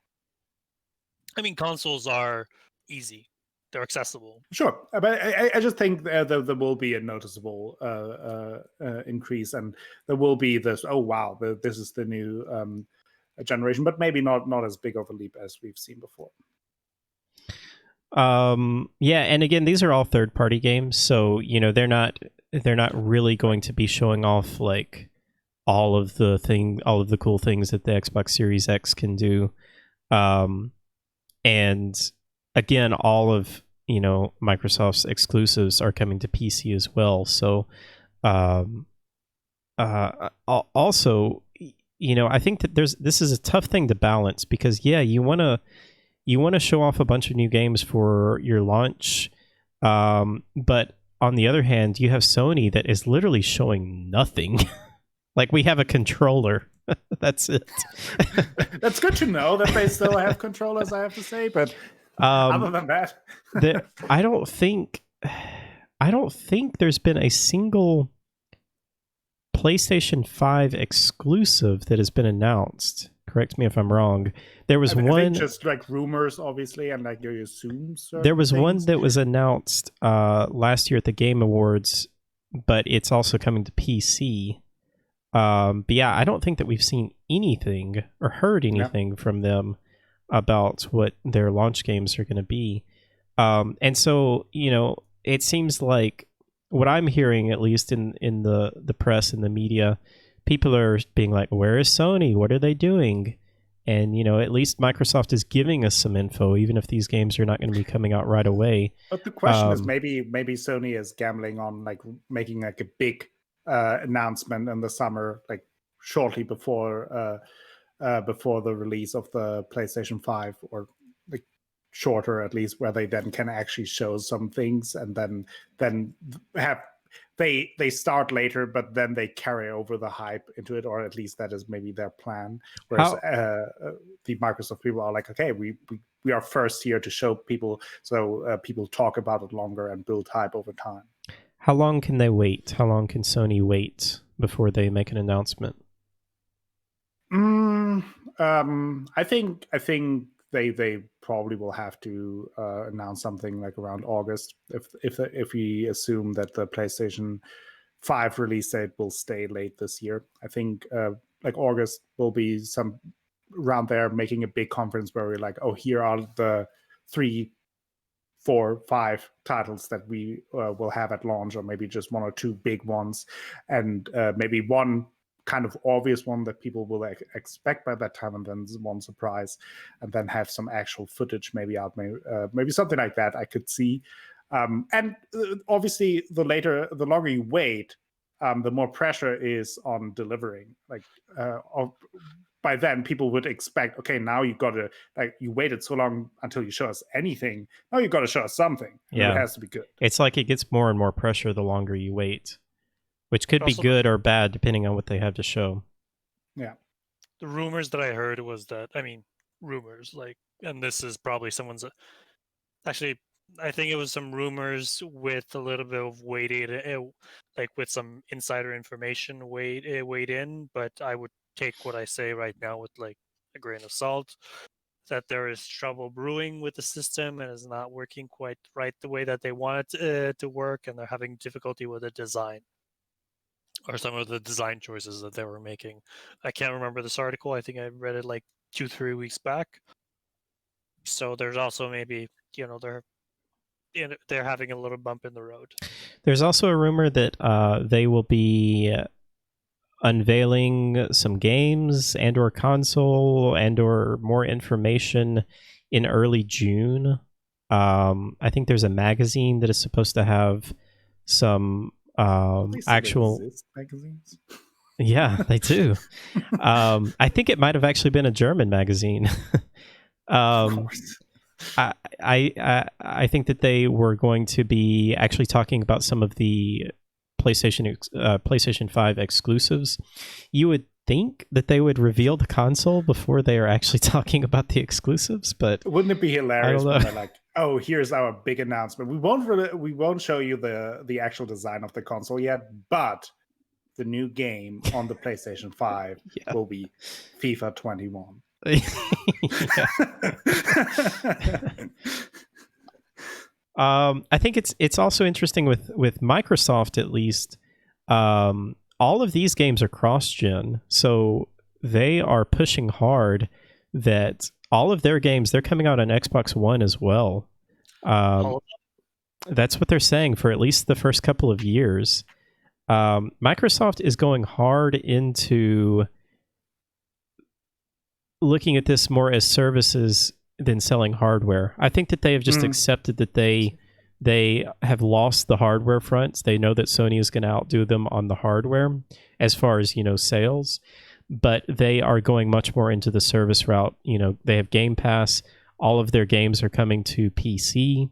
They're not so concerned about selling you a system as much as they are concerned about selling you the actual I think it's a software little in the bit game. the Apple approach, where you also have then the connectivity of, like, we're not just selling you one single item, we're selling you the brand as Microsoft, and we're selling you, like, as a whole, you're part of the Getting you Microsoft into or an Xbox ecosystem. family. Yeah.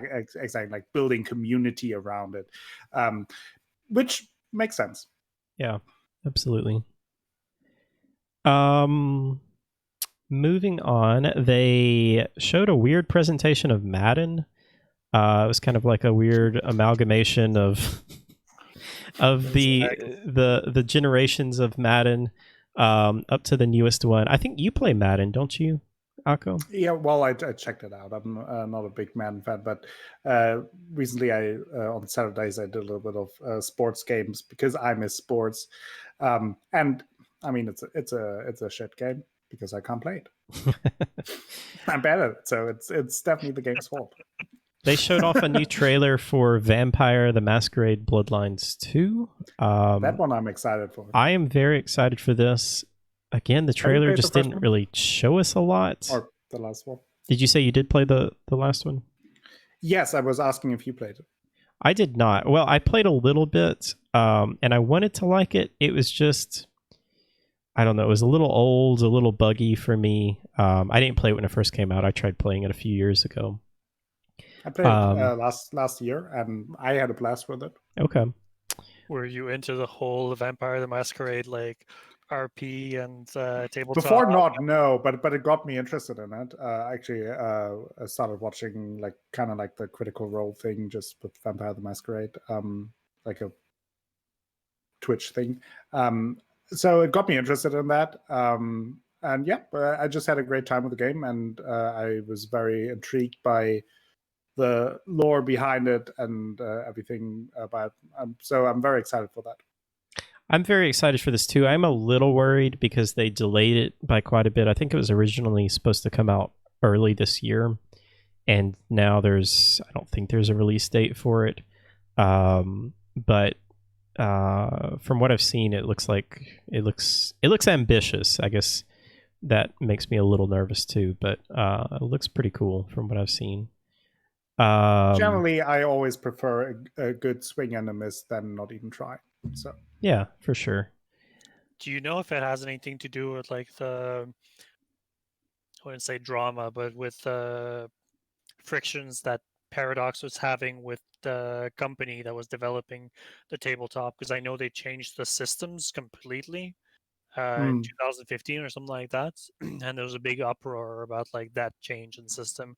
Apparently, it was something very drastic, and a lot of the players hated it. And I'm wondering if they're trying to like adjust to it or something, or if it has anything to do. Because I know that the second one is going to be with a new system, like the game. Yeah, I don't know. My guess would be that they just, like every single game out there, thought that their game was going to be ready on this date, and then they ended up delaying it because that's just what every single game does nowadays. But I don't know. It could be something to do with that. They revealed a game called Call of the Sea, which looks like kind of it reminded me of Firewatch a lot. It looks like it was kind of a little walking simish with some light puzzles, exploration elements. A very pretty art style. Found me out that they canceled the new game from the Firewatch developers. Yeah, apparently it's on hold from what they say, but I don't know. I have very mixed feelings about that because I'm super excited that we got a new Half-Life game, but I'm kind of sad that they canceled. That was In the Valley of the Gods, I think was the name of that. It was looks like it was set in Egypt with a really cool art style from the people that made Firewatch. But yeah, the people that made Firewatch were bought by Valve, and then they ended up working on Half-Life. So who knows? Maybe we'll see that game at some point. I wouldn't count on it though. The Ascent is a cyberpunk mech game, but it's kind of like a top-down shoot-'em-up kind of game, kind of like a 40K Inquisitor style game. Looks really interesting. I'm not really into those kind of games, but if you like those kind of games, it's really cool. They showed off an interesting trailer for a game called The Medium, which is made by the developers of Observer and Layers of Fear. Those games were pretty good, I thought. They had kind of some mixed reactions from some people, but this game looks a little bit more ambitious. It's set in Poland, Krakow. Am I saying that right? Well, I hope that the game is very polished then. Well, hopefully it will be very polished. Yeah. I'm out. Thank you. But yeah, it's is kind of a weird game where you play as a woman who's a medium, and she has these weird abilities, lots of demonic creatures, hallucinations. Again, all these trailers were like very cinematic, but we have no idea what the actual game is going to be. They showed off a game called Scarlet Nexus, which is from Bandai Namco. This game, I swore I thought it was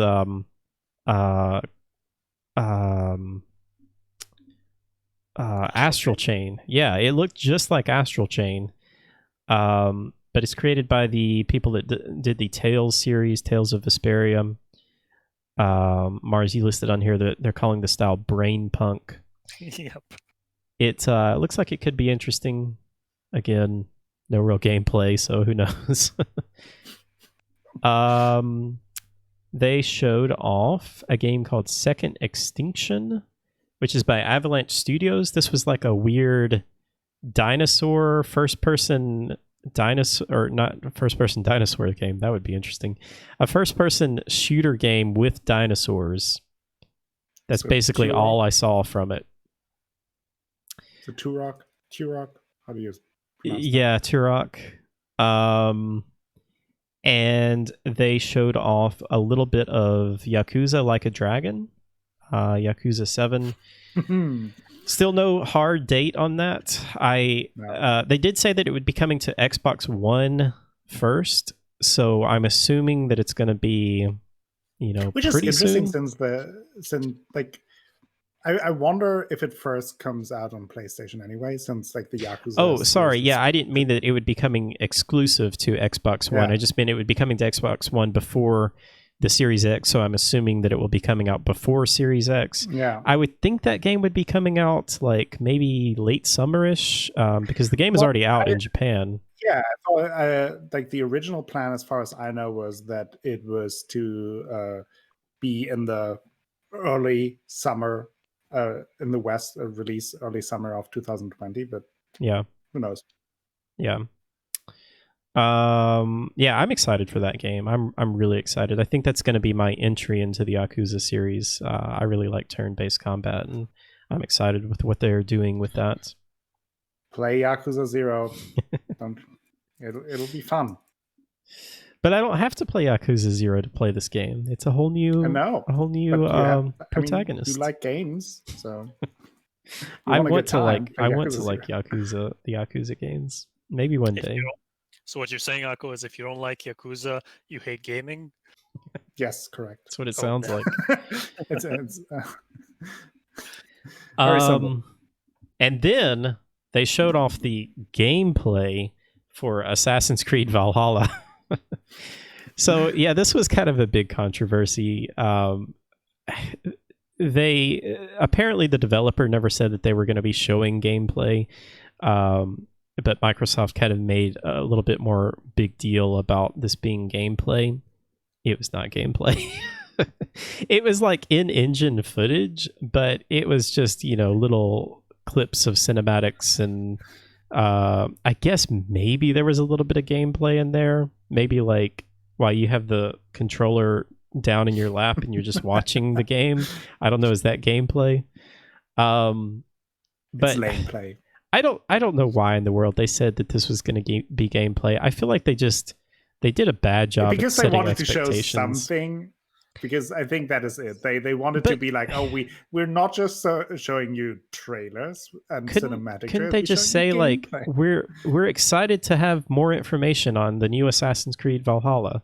Like if they just would have said that, I would have been excited. And I mean, I wasn't let down in the first place. I wasn't really expecting to see like a full-on gameplay video from this. But they did kind of make it sound like it was going to be a little bit more gameplay than it actually was. Yeah.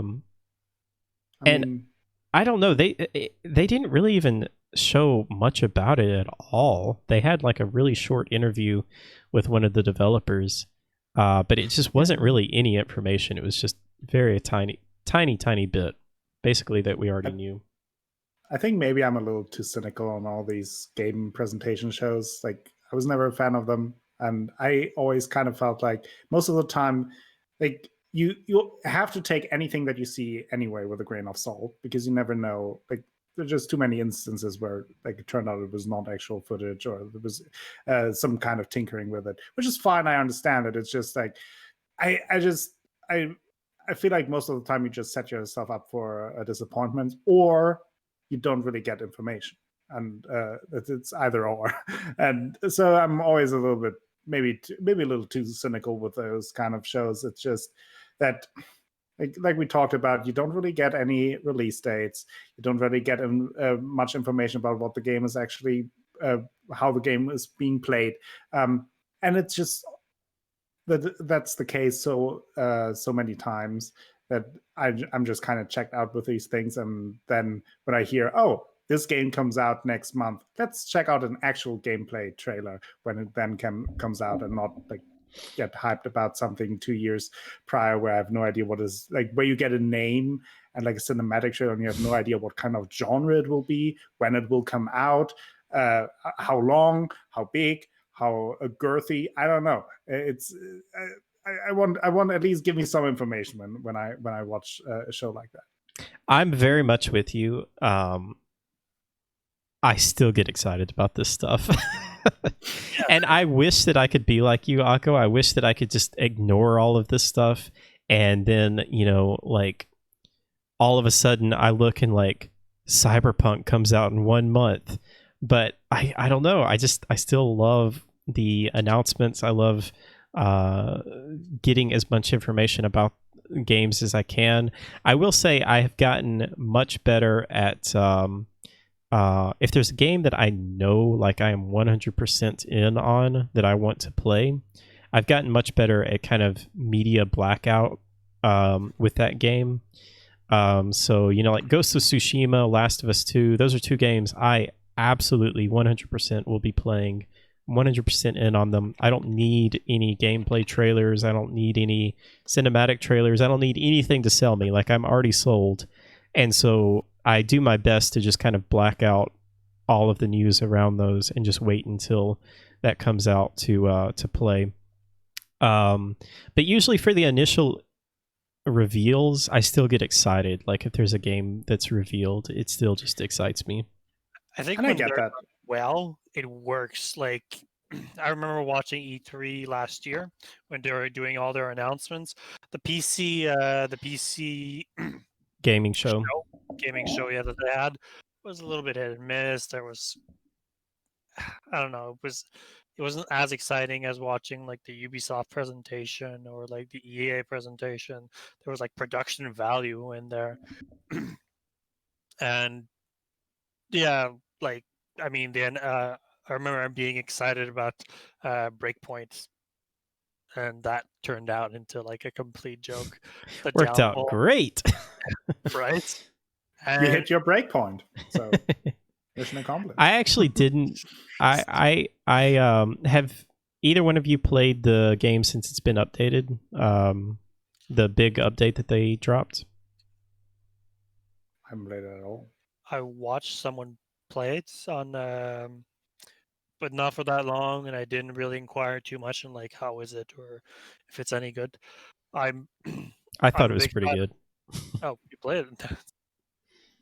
So, I mean, Okay. I played it when it first released. Ubisoft has the I can't remember what they call it, but it's, their games service type thing, their Games Pass thing, that you can pay $15 a month and get access to all of their library.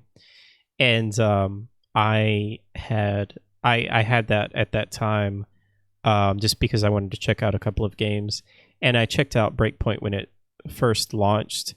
And honestly, I didn't think it was that bad. I mean, I understand some of the problems that people had with it, but I think, as usual, I think a lot of the stuff was blown way out of proportion.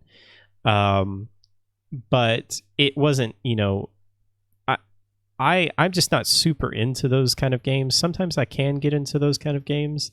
I wasn't really a huge fan of Wildlands, even though I know that was a game, again, when it launched, it was very heavily criticized. A lot of people hated Wildlands, but they kept working on it and made a pretty good game out of that. And anyway, I say all that to say that they just recently launched a huge update for Breakpoint that gave you like a whole new game mode basically to play, to where you didn't have to worry about the gear level or anything like that, and you could play it much more like Wildlands.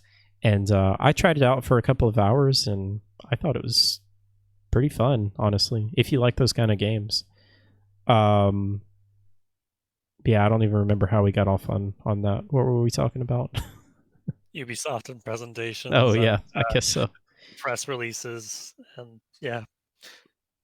But I'm curious. Did you play Division 2? I played a tiny bit. My history with Division is played the first one a little bit when it first came out, and then went back and did the kind of single player portion of it, played to level 30, and enjoyed my time with it, but I'm just not really a big looter shooter fan. So I picked up Division 2 when it was on sale for like $4. And I installed and I played a little bit, and it seems good. I just am not really a huge looter shooter fan. But I know a lot of people like it. That's funny, actually. You were talking about how like people blow things out of proportion. One thing that I really, really, really don't like about the Division 2 community is just how negative. Like, I play the game, I loved it to a certain point, and I got really excited by it, by a few aspects of it. But when you go like look at what people are saying about that game, it's just like it's broken, it's not working, everything's garbage, and the reaction that I have is either it's not justified, or people are very entitled. But yeah, So would that's you say it creates a division I can't. or two? Just can't.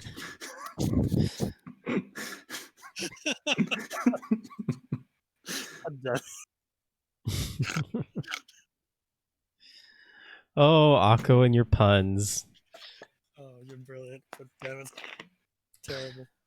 Well, I don't know what to say after that now. Might as well just wrap it up. That's it. We're good. Let's see what else we got. Well, one thing I wanted just to also say about the Assassin's Creed gameplay thing is that there was one of the creative director that went on Twitter and like the day before said like, guys, temper your expectation. This is not going to be like gameplay like the way that you think that it is. So it makes me believe that there might have been some like, Oh, it was probably Microsoft being like, "Oh yeah, we have gameplay. Look at there's the gameplay." there's always that push. Microsoft was like, "No." Yeah, no, there's always mission, that push mission. from the publisher or whoever is showing off the game to, and I don't understand this because it's like one of the most simplest things in business is to under promise and over deliver, and video games are so bad at that. Like, there's been a couple of examples. Doom 2016 was a really good example. They showed that game off and it looked good, and then the game came out and it literally looked better. I mean, it looked like a lot better graphically. But how many games are shown off and then it comes out and it's downgraded? And I don't understand it is that. Because of the fear that they get backlash that it doesn't look good enough. That you have like a Fallout 4 situation where they release the gameplay and everyone, oh, this doesn't look good, although this is supposed to be PS4 and it should look way better. And I think that is what is the fear behind that the under delivering gets so far that you already ruin your reputation for the game before the game even comes out. So wait, I'm confused. Are you saying they're afraid that their game, like their initial presentation, is not good enough? When they basically overpromise, instead of overpromising, they show the actual what the game would actually look like.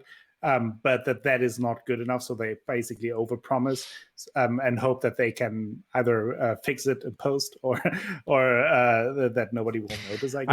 I mean. It's kind of a no-win scenario, I guess, because personally, I would just much rather them show a game that, maybe doesn't look quite as good, and, put game in development, final results will change, which they put anyway, but then it's almost always the case that it looks better in the E3 demo than it does in the final release. And I just feel like if they would show just a slightly less impressive from a graphical point of view game trailer, that I don't feel like people would really be disappointed if they're getting a new game or something like that. And then in the final game, it comes out and it looks better than what they showed. And you lend yourself to so much criticism unnecessarily, because like you see it, there was this example with the Spider-Man game where they showed the in-game footage and it was basically the same as then the actual game, but there were just a few puddles. Puddlegate. And then the puddles were Puddlegate, they were missing. And it's like obviously that doesn't matter. And like really nobody should care about. And honestly, the people who complain about that, it's like, really, that do you have to complain about that? But on the other hand, they opened themselves up to that criticism by having something that they couldn't deliver in the final product. Yeah. And Spider-Man looked amazing when it came out. It looked amazing, yeah. Like, and just show that. It is absolutely unfair criticism. But at the same time, it's just one of those things. If you don't overpromise, then like this can't happen. You just, I don't know. You basically give the assist to those people who want to be critical of your product, which is unfair because it looked absolutely amazing. And I think it was a fantastic game overall. But you had this bad start just because of some stupid puddles. Yeah, exactly. Danny Owen is bringing up Watch Dogs, which is kind of like the infamous downgrade game, which I think people overblow this a little bit. I mean, they fully deserve the criticism that they got, because that game was heavily downgraded. But there were no dogs. I feel like there were dogs in Watch Dogs, weren't there? I don't know. I haven't played it. But the big thing that I think a lot of people don't realize is Ubisoft was making that game based on specifications for PS4 and Xbox One hardware that had not been released yet. Both Microsoft and Sony had released internal documents to the developers stating what the capabilities of the hardware would be. And from my understanding, that is why they created this game that was too powerful for the current gen or the next gen hardware. And then the next gen hardware came out and they were like, oh shoot, we got to downgrade this. It doesn't explain or forgive why they downgraded it on PC, other than the fact that they just didn't want PC players to have a better version of the game. But the PC easily could have, ran. It's kind of back to what those. I meant earlier when we talk about the next gen, that PCs could handle way more than right. Than we will see. It's just that from a marketing standpoint, it doesn't make sense to release a game that you have on PC, PS5, and Xbox that then looks way better than on the consoles. Yeah. It's their fault. I didn't come up with Series Xbox name. Okay. I mean, let's be real. How terrible is the name Series X, the Xbox Series X? I mean, they were always bad with their naming. Like, to start with an Xbox, to then go the 360 and 1.5789 and Xbox Pi and whatnot. Like can't we just go 1, 2, 3, 4, 5? It's not that hard of a concept. I mean, I feel like they shot themselves in the foot with the 360, because I think the 360 was a cool name. I think that it was a good name, and it marketed well, and people, just called it the 360. But then obviously you can't really say like the Xbox 2 or the Xbox 3, because that just sounds bad going from, the 360. Just add more X's in the end. That is not confusing. Xbox. The XXX box XXX. Yeah. Which then lends, exactly. Which then leads you to Xbox anyway. Exactly. I kind of just wish they would just call it Xbox and just get rid of anything after that, and it's just an Xbox. But then you have the Wii U situation where people that are not that much into gaming didn't realize that there was actually a new version, like a new console, and don't buy the new console because they think, yeah, Wii U, is that an ambulance? No, it's a new console. Yeah, I don't know what the solution is. They could have Just come call up it with 1, 2, 3, something. 4, 5. Why didn't they just Like, call it just reboot it. Scorpion? The code name Scorpion sounds way cooler than Series X. It sounds Well, cool. then you get rid of the branding. Like, I don't know.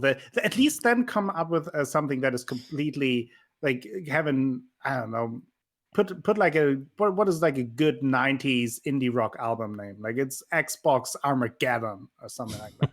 Like, put it on there. Like make it like a WWE pay-per-view kind of thing.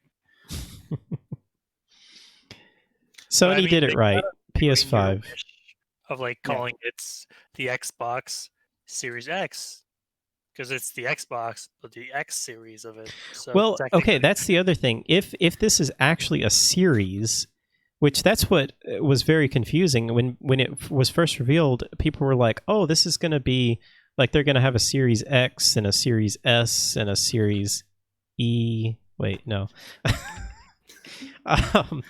But no, the console is just called the Series X. Now, I mean, they may have other consoles, but and they may have, like a Series. They should really do a Series S, E, and X, but anyway, I don't know how in the world we got off to talking about this. It's a weird name. It doesn't make any sense. Where am I? You talked about Watch Dogs and that it was actually Watch Dogs. Thank you. And but that also kind of just shows you again that when we see those overpromising, it's often, or at least not all the times, the fault of the developers. It's then there goes a lot into it, like publishers pushing for a too early release date. You have consoles sending out specs that are not really accurate, and all those things. So in the end, it was the developers are always the ones to blame, which is very unfortunate. And it's not to say that developers can't make wrong decisions or mistakes, but just goes a lot into it. And then you have like obviously organizers like E3 pushing for big reveals that you have to do to market your game, and all of that goes into it. So it's a messy situation that is just creating my cynicism. So speaking of E3, let's move in and talk a little bit about the Summer Games Fest. This was announced a couple of weeks ago, I think, by Jeff Keighley. I think this is a really interesting thing. They have a website, it's just summergamefest.com, and essentially what this is a calendar of events that is going to be taking place. And they don't really have a whole lot of like hard release dates for anything, but this is just kind of a place to aggregate all of the events that are going to be taking place in lieu of the actual E3 announcements. So this is just kind of a nice little layout that shows, for example, we had the Inside Xbox that was on May 7th, May 12th. Jeff Keighley is going to be... Do we now get an Inside Sexbox? Maybe so. Only if you sign up for their newsletter. May 12th, they have a surprise announcement that Jeff Keighley will be revealing a new game. It looks like June 9th, we have a Steam Game Festival, which I really like this Steam Game Festival that they are doing. I don't know if you guys have checked it out, but they kind of experimented with this. The last Game Awards, they had a series of demos for some unreleased games, some games that have just come out and maybe didn't have a demo, but they put out demos for these games that you could download for a limited amount of time. And it's kind of replacing the need to go to one of these, Gamescom, E3, one of these big conferences and wait in line for 4 hours to play a game. You can just download the demo and check it out. I think that's a really, really cool thing, and I hope that continues. So definitely check out this website if you're interested in that kind of stuff. I'm definitely going to be keeping up with all of the announcements. EA just announced their EA Play Live will be taking place June 11th. That's kind of their traditional E3 press conference that they do. Cyberpunk has got some news coming on June 11th. July 11th is TennoCon. They've got that on here. They also they haven't added this on there yet. I don't think they have a date for this, but sometime in July, Microsoft will be doing their first party games, be showing off those. So I think this is a nice little website that looks like it's going to be updated and will be a good place to check out for all of the announcements. And the aesthetics of it makes me feel like I'm going to like a music festival. It's very colorful, yeah. Did you watch the Game Awards? Did you guys watch the Game Awards? I did, yeah. Part of it, yeah. I love the Game Awards. As cheesy as they are, I still love them. I know of the Game Awards. Sometimes when you have nothing positive to say, just say nothing at all. I mean, the only reason I watch the Game Awards is for the announcements. Yep. The trailers and all. Let's see. Real quickly, I'll just mention there is an insanely good deal going on Steam right now. The Square Enix Eidos Anthology collection is like 95% off. It includes 54 games, and it's $40. They also take into account if you already have some of the games, they take a discount off. So I was looking at it, and like I can get 25 games for $20. These are games like Just Cause games, the Deus Ex games, Thief. Lots of the Tomb Raider games are in there. Life is Strange. Some of the Hitman games, bunch of really good games are included in that. It's a really good deal if anybody is into those. Other than that, we've got a couple of questions here that Mars wrote down that I like. First question, confess without much judgment your most shameful microtransaction purchase. Or have you a piece of very shameful gamer toys such as anime girl figures?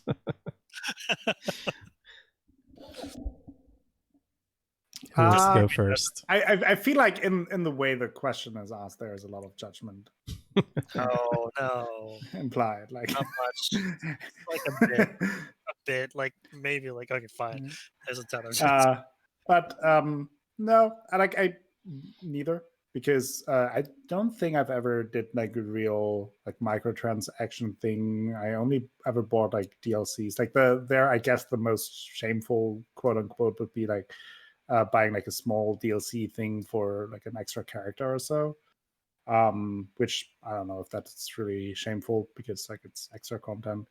But I never really did buy any like in-game currency with real money. At least not that I can think of. And I don't really have any gaming merchandise. Did you ever feel like swindled by a purchase that you've done? No, because I don't really like before I buy things. It's either pretty straightforward that I know what I get, or I just look up what I get, like if I'm not sure. So pretty careful on how I spend my money on that. Yeah, I'm pretty similar. I don't know if there's the only like kind of microtransactions I can think of I've ever bought, which weren't really microtransactions, it was just DLC, but it was a bunch of cosmetics for one of the Anno games. I think it was Anno 2070. And I've put like 800 hours into this game. And I was like, I enjoy this game so much. I just want to buy everything that I can in it. And I mean, it wasn't that much. I think it was like $10 for all of the additional DLC items. But yeah, I just never really... I've never been into loot boxes. I just don't really understand the notion of getting loot boxes and having a chance to get something. I would much rather just buy something outright. Like if there's something that, if there's a piece of DLC or even cosmetics, I don't really care that much about cosmetics in games. So I feel like Akko and I are probably not in the norm for that. I feel like a lot more people probably do. I don't really get, I don't care enough about cosmetics to actually spend money on it. If there's cosmetics in the way game, to unlock yeah, then I might be inclined to pursue that if I really like the game, want to unlock like for example in Spider-Man to unlock like an extra suit. Yeah, that's cool. But yeah, I if it would be you pay for this special suit $3, I was thinking pass on that.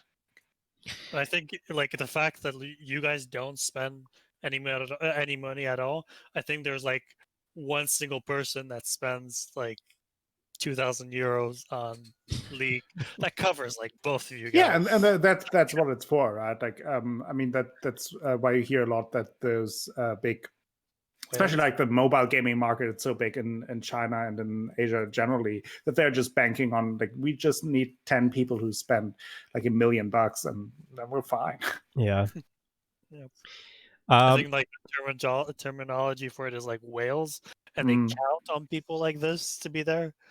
Yeah. Yeah, they need like 1% of the overall players to spend over a certain amount, and then obviously it pays off all the minimal costs that they had to like have a little bit of a different skin.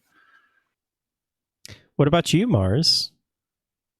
Where are the waifu blankets? Jesus Christ. But no. They're just out of the frame there. Exactly. It's just like a museum, and they're like, no. Actually, no, I don't own any like gaming items. I'm actually kind of like my gaming hobby, I kind of like keep it very to myself. Like even girls I've dated in the past, like I don't talk about it at all. And I don't know, I don't even play games like on outside, like yeah, my little kind of like shameful secret gaming. So I don't own any kind of t-shirts or anything at all. But I did the most that I spent like I think I remember 3 major like transactions that I've done on microtransactions. One of them was $250 on Guild Wars 2 when it came out. But the logic behind that is that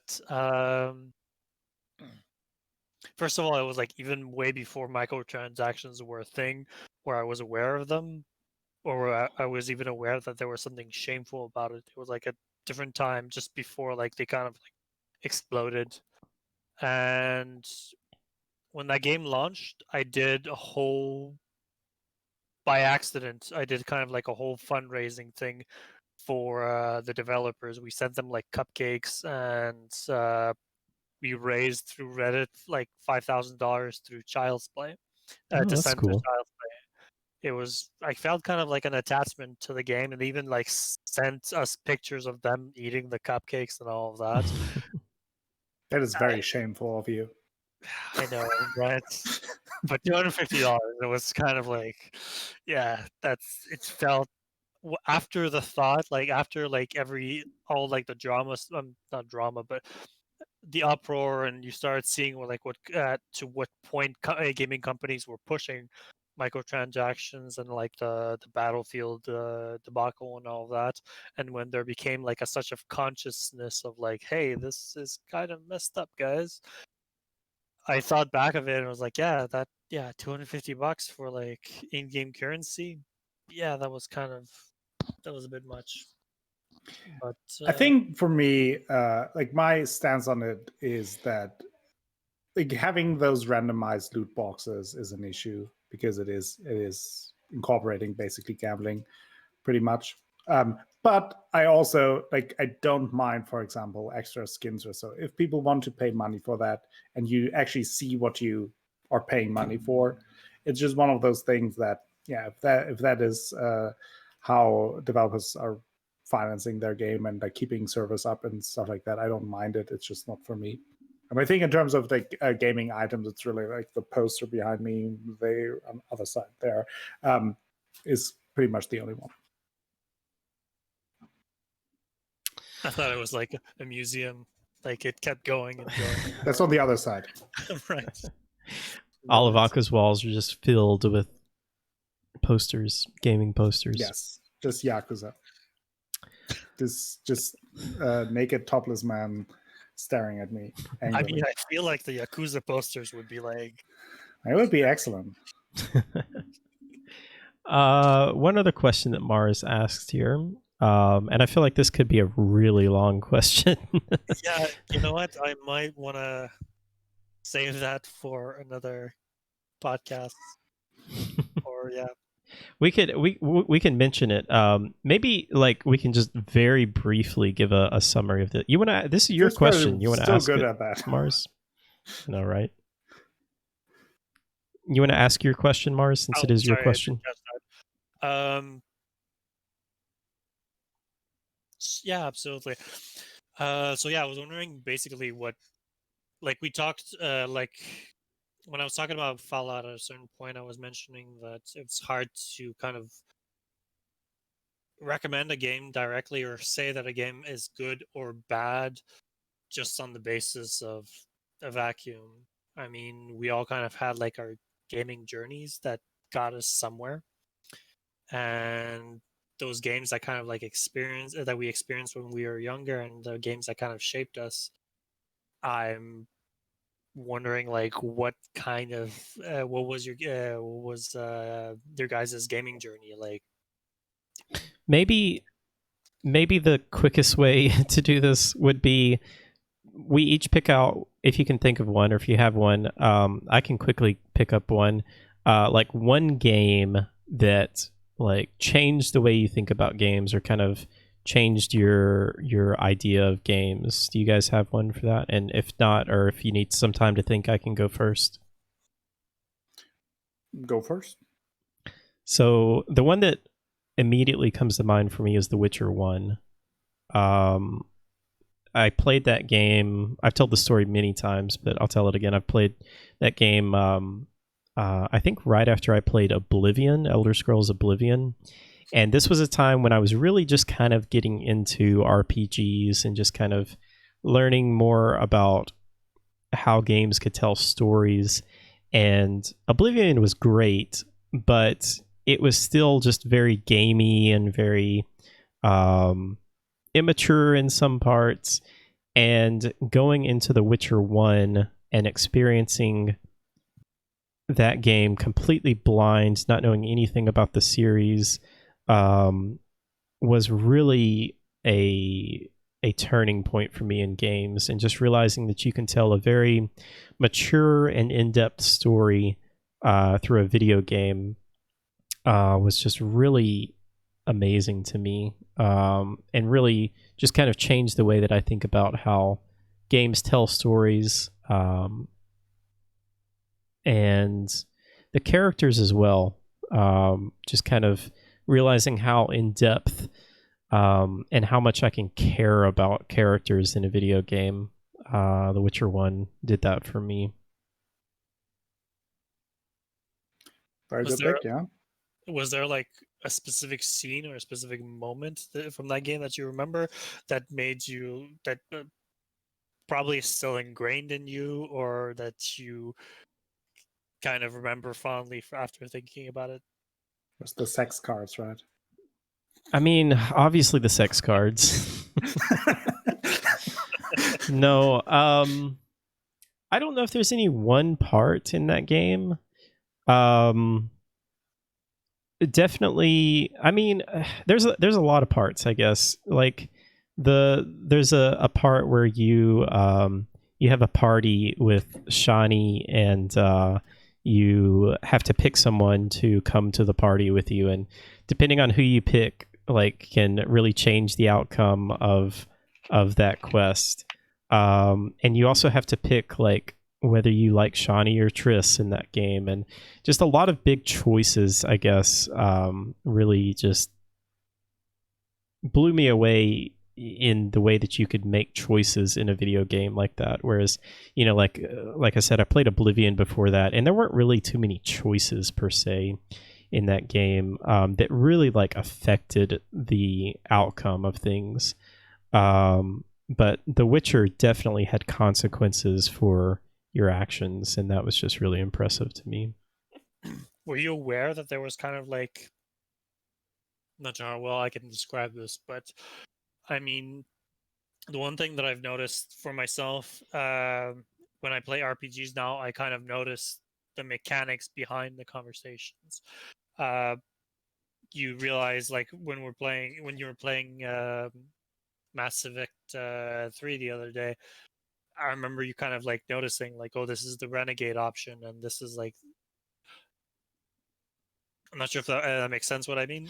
Yeah, no, absolutely. And that's, I think, why it was such a big turning point for me, again, because I had never played a game like this to where your choices mattered so much. And so I didn't know that, video games could even do anything like that. I was still relatively new to gaming in general. And I had played a lot of story-based games, but they were all pretty linear story-based games that didn't really have choices and consequences to your choices. So that's why it just kind of blew me away at the time.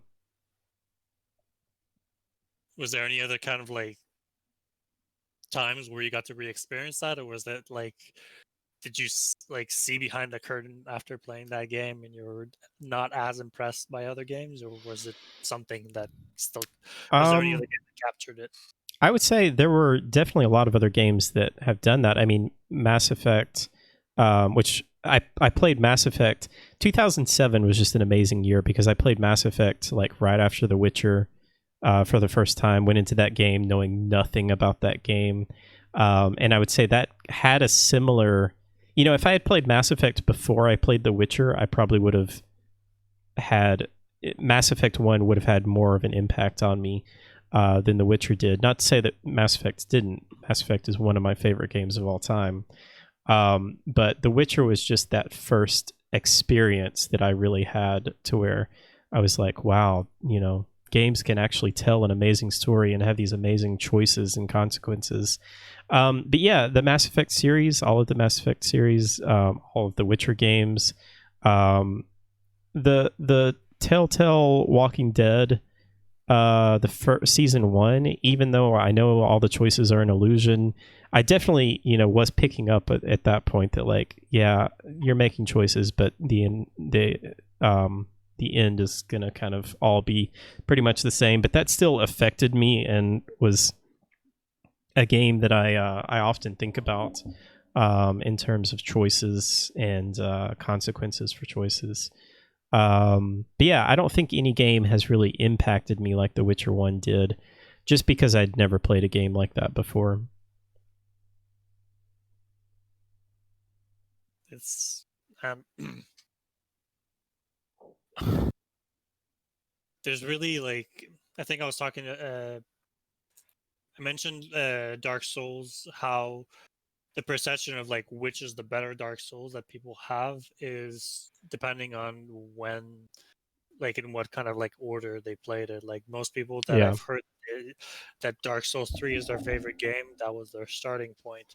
Or Bloodborne, that's their starting point as well.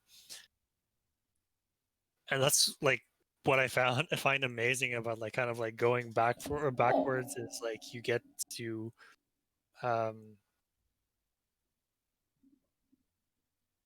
notice where you kind of came from, and Yeah, absolutely. Akko, you got a game? I got a game. Yeah, I mentioned it last week. It was really Gothic 2, because it was the first open world game that I really played, and I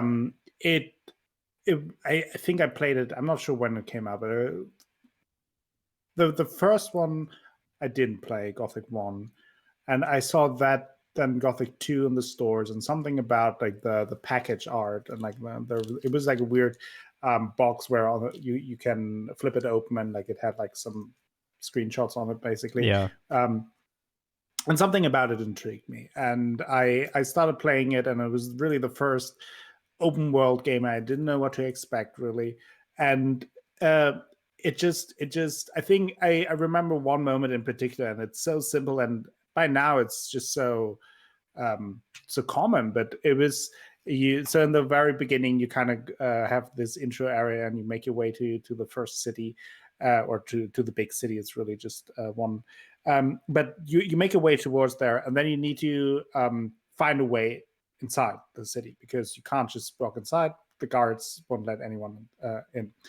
And the first thing that you have to do basically is find a way in, and there are multiple ways to do that. You can become basically a farmhand for a farmer that is just outside the city, and he then gives you basically permission, or with that you have permission to go in. You can convince a merchant and help him with something out, and he will give you some kind of decree that lets you in. You can bribe the guards to get in. Like, they're just the opportunity of going different paths to get to the same goal blew me away at that time. That, oh yeah, I can do this or I can do that, and all of that is valid. I can play my character however I want to play him, and it was so I then chose to help out the farmer, and like he has like a couple of quests, because in order to get in you have to then buy or get like farmer's clothing or so. It's like a basically an armor set, and because that shows that you work with the farmer, and that allows you to go to the market and enter the city. That, I think, was basically the gist of it, to convince the guards. And you can buy that armor set from the farmer right away, or you can do tasks for him and he will lower the price.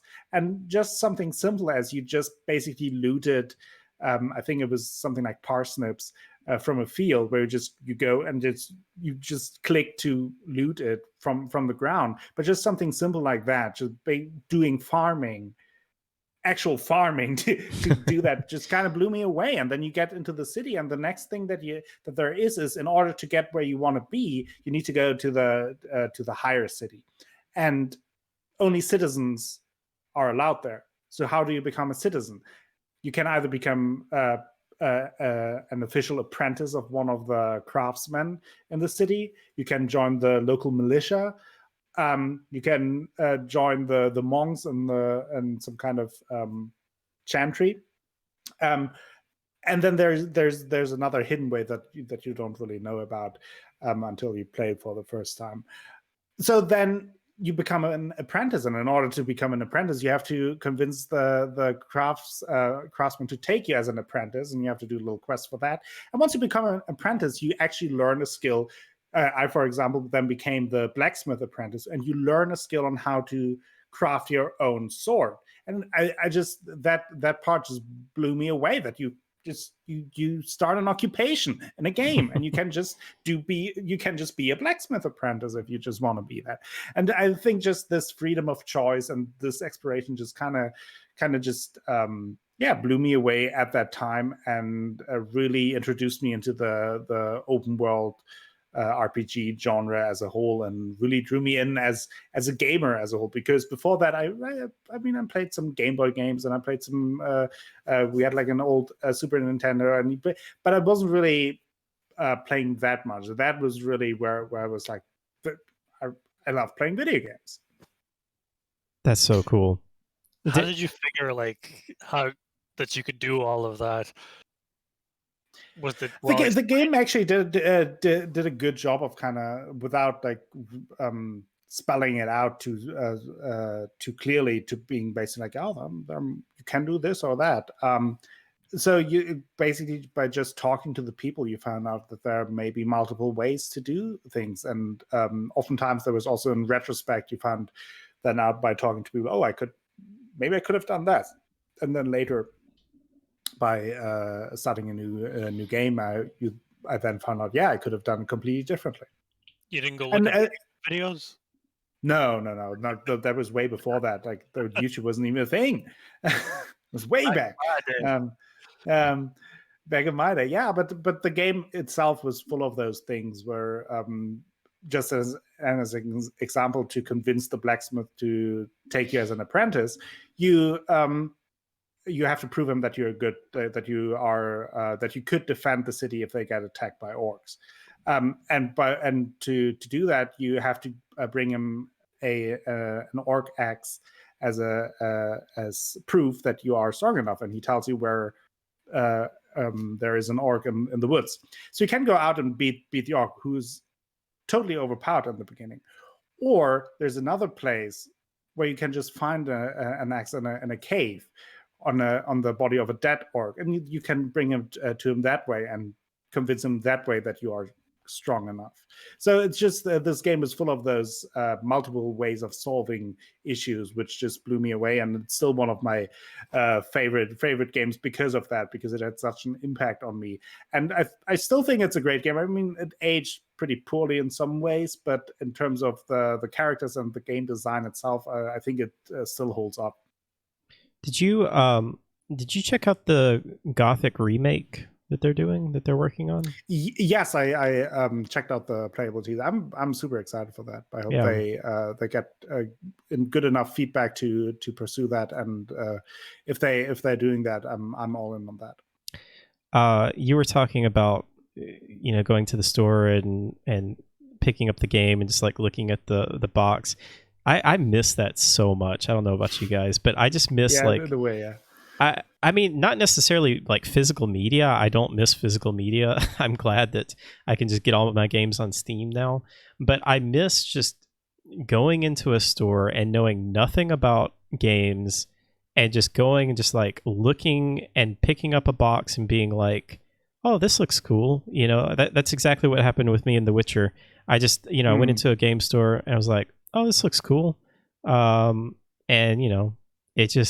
it's just such a different experience when you discover a game like that compared to... And I know how annoyed my grandparents were with me because so I grew up in a very small town, and we only had like a couple of department stores that sold some video games. They had like 10 or so, but every now and then I went with my grandparents to like a big like electronics store, and they had like a bunch of games where you then could pick out, and they were so annoyed with me because I could just browse through those games for hours, and they just wanted to get a toaster or something. And I was just, oh no, I want to check that out and this out and this out. And then there were always obviously the consoles in the store where you then also wanted to play, and every kid wanted to get their hold on the controller. And yeah, it was different times.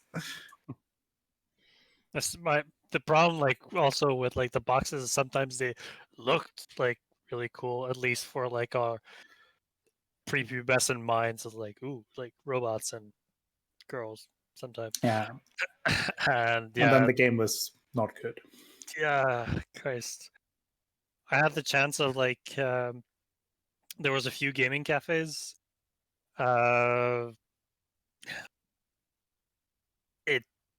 There was like a few places in like where I used to live, like in NDG, where they would have like rows of computers, and you could pay like $3 to play for an hour, and they have like a whole gaming collection that you could play.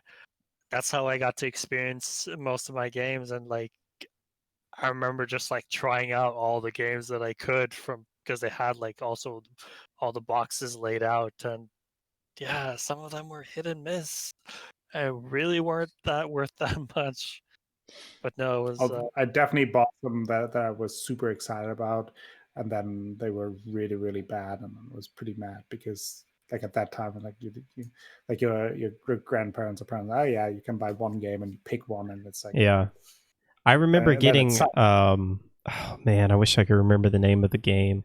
It was like this flight combat simulator type game, and the box looks so cool. And I mean, this was like in early 2000s, so I mean, graphics were not terrible looking. Like there were some decent looking games, but this game, it was a PC game, and I swear it looked like it was from 1993 or something like that. It was so bad. Yeah. What about you, Mars? You got a game? Actually, I think I'll go with the theme of what we're going, because I think we mentioned those games before, so they Yeah. really did have an impact on us. Baldur's Gate 2, Yeah. it's that game, and a lot similar for a lot of the same similar reasons that you were mentioning, Hal.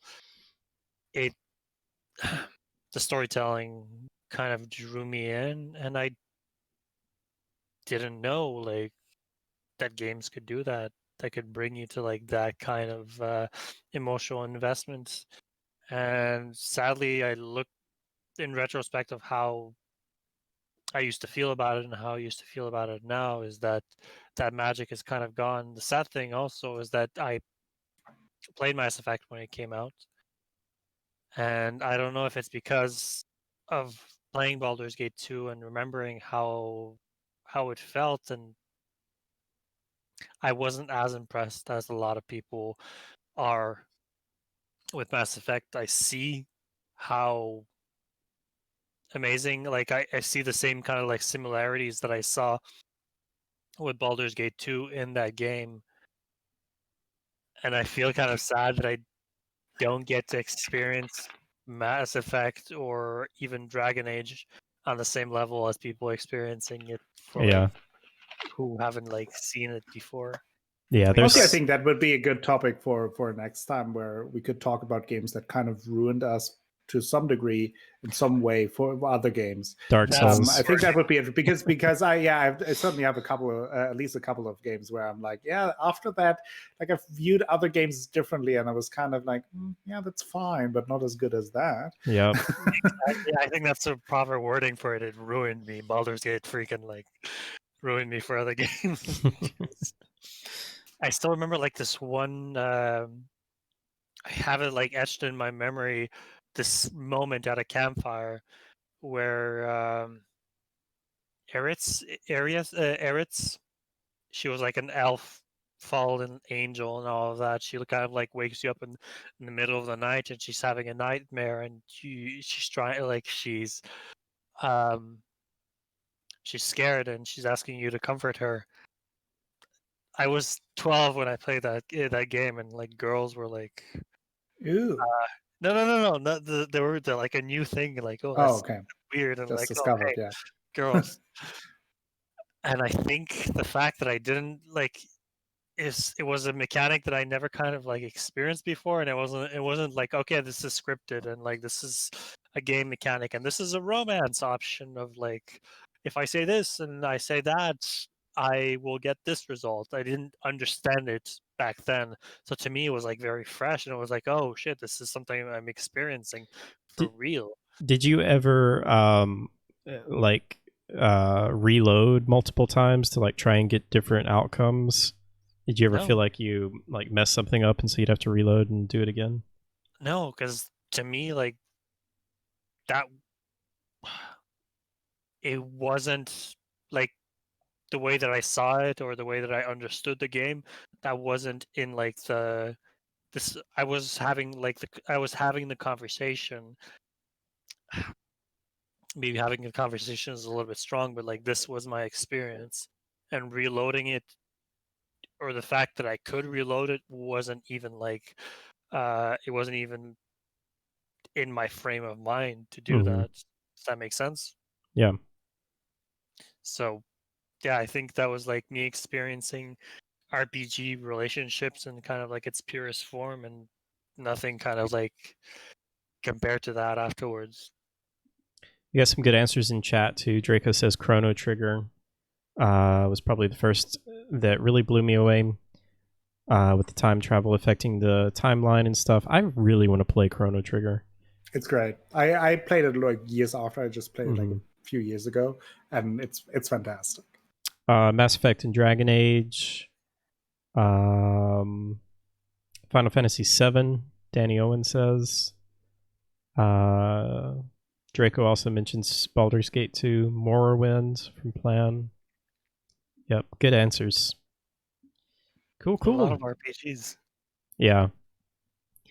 I think it is because like RPGs, like the first RPG, and we talked about it a little bit last week. It's just you put so much time in them that it's just this larger experience. Like it's not just this there's much more Super investment. Mario level was cool, but it was just it's like a whole new world that you can immerse yourself in, and you did that then for multiple hours, and I think that is just why it's such a strong experience to have like that first big RPG that you have.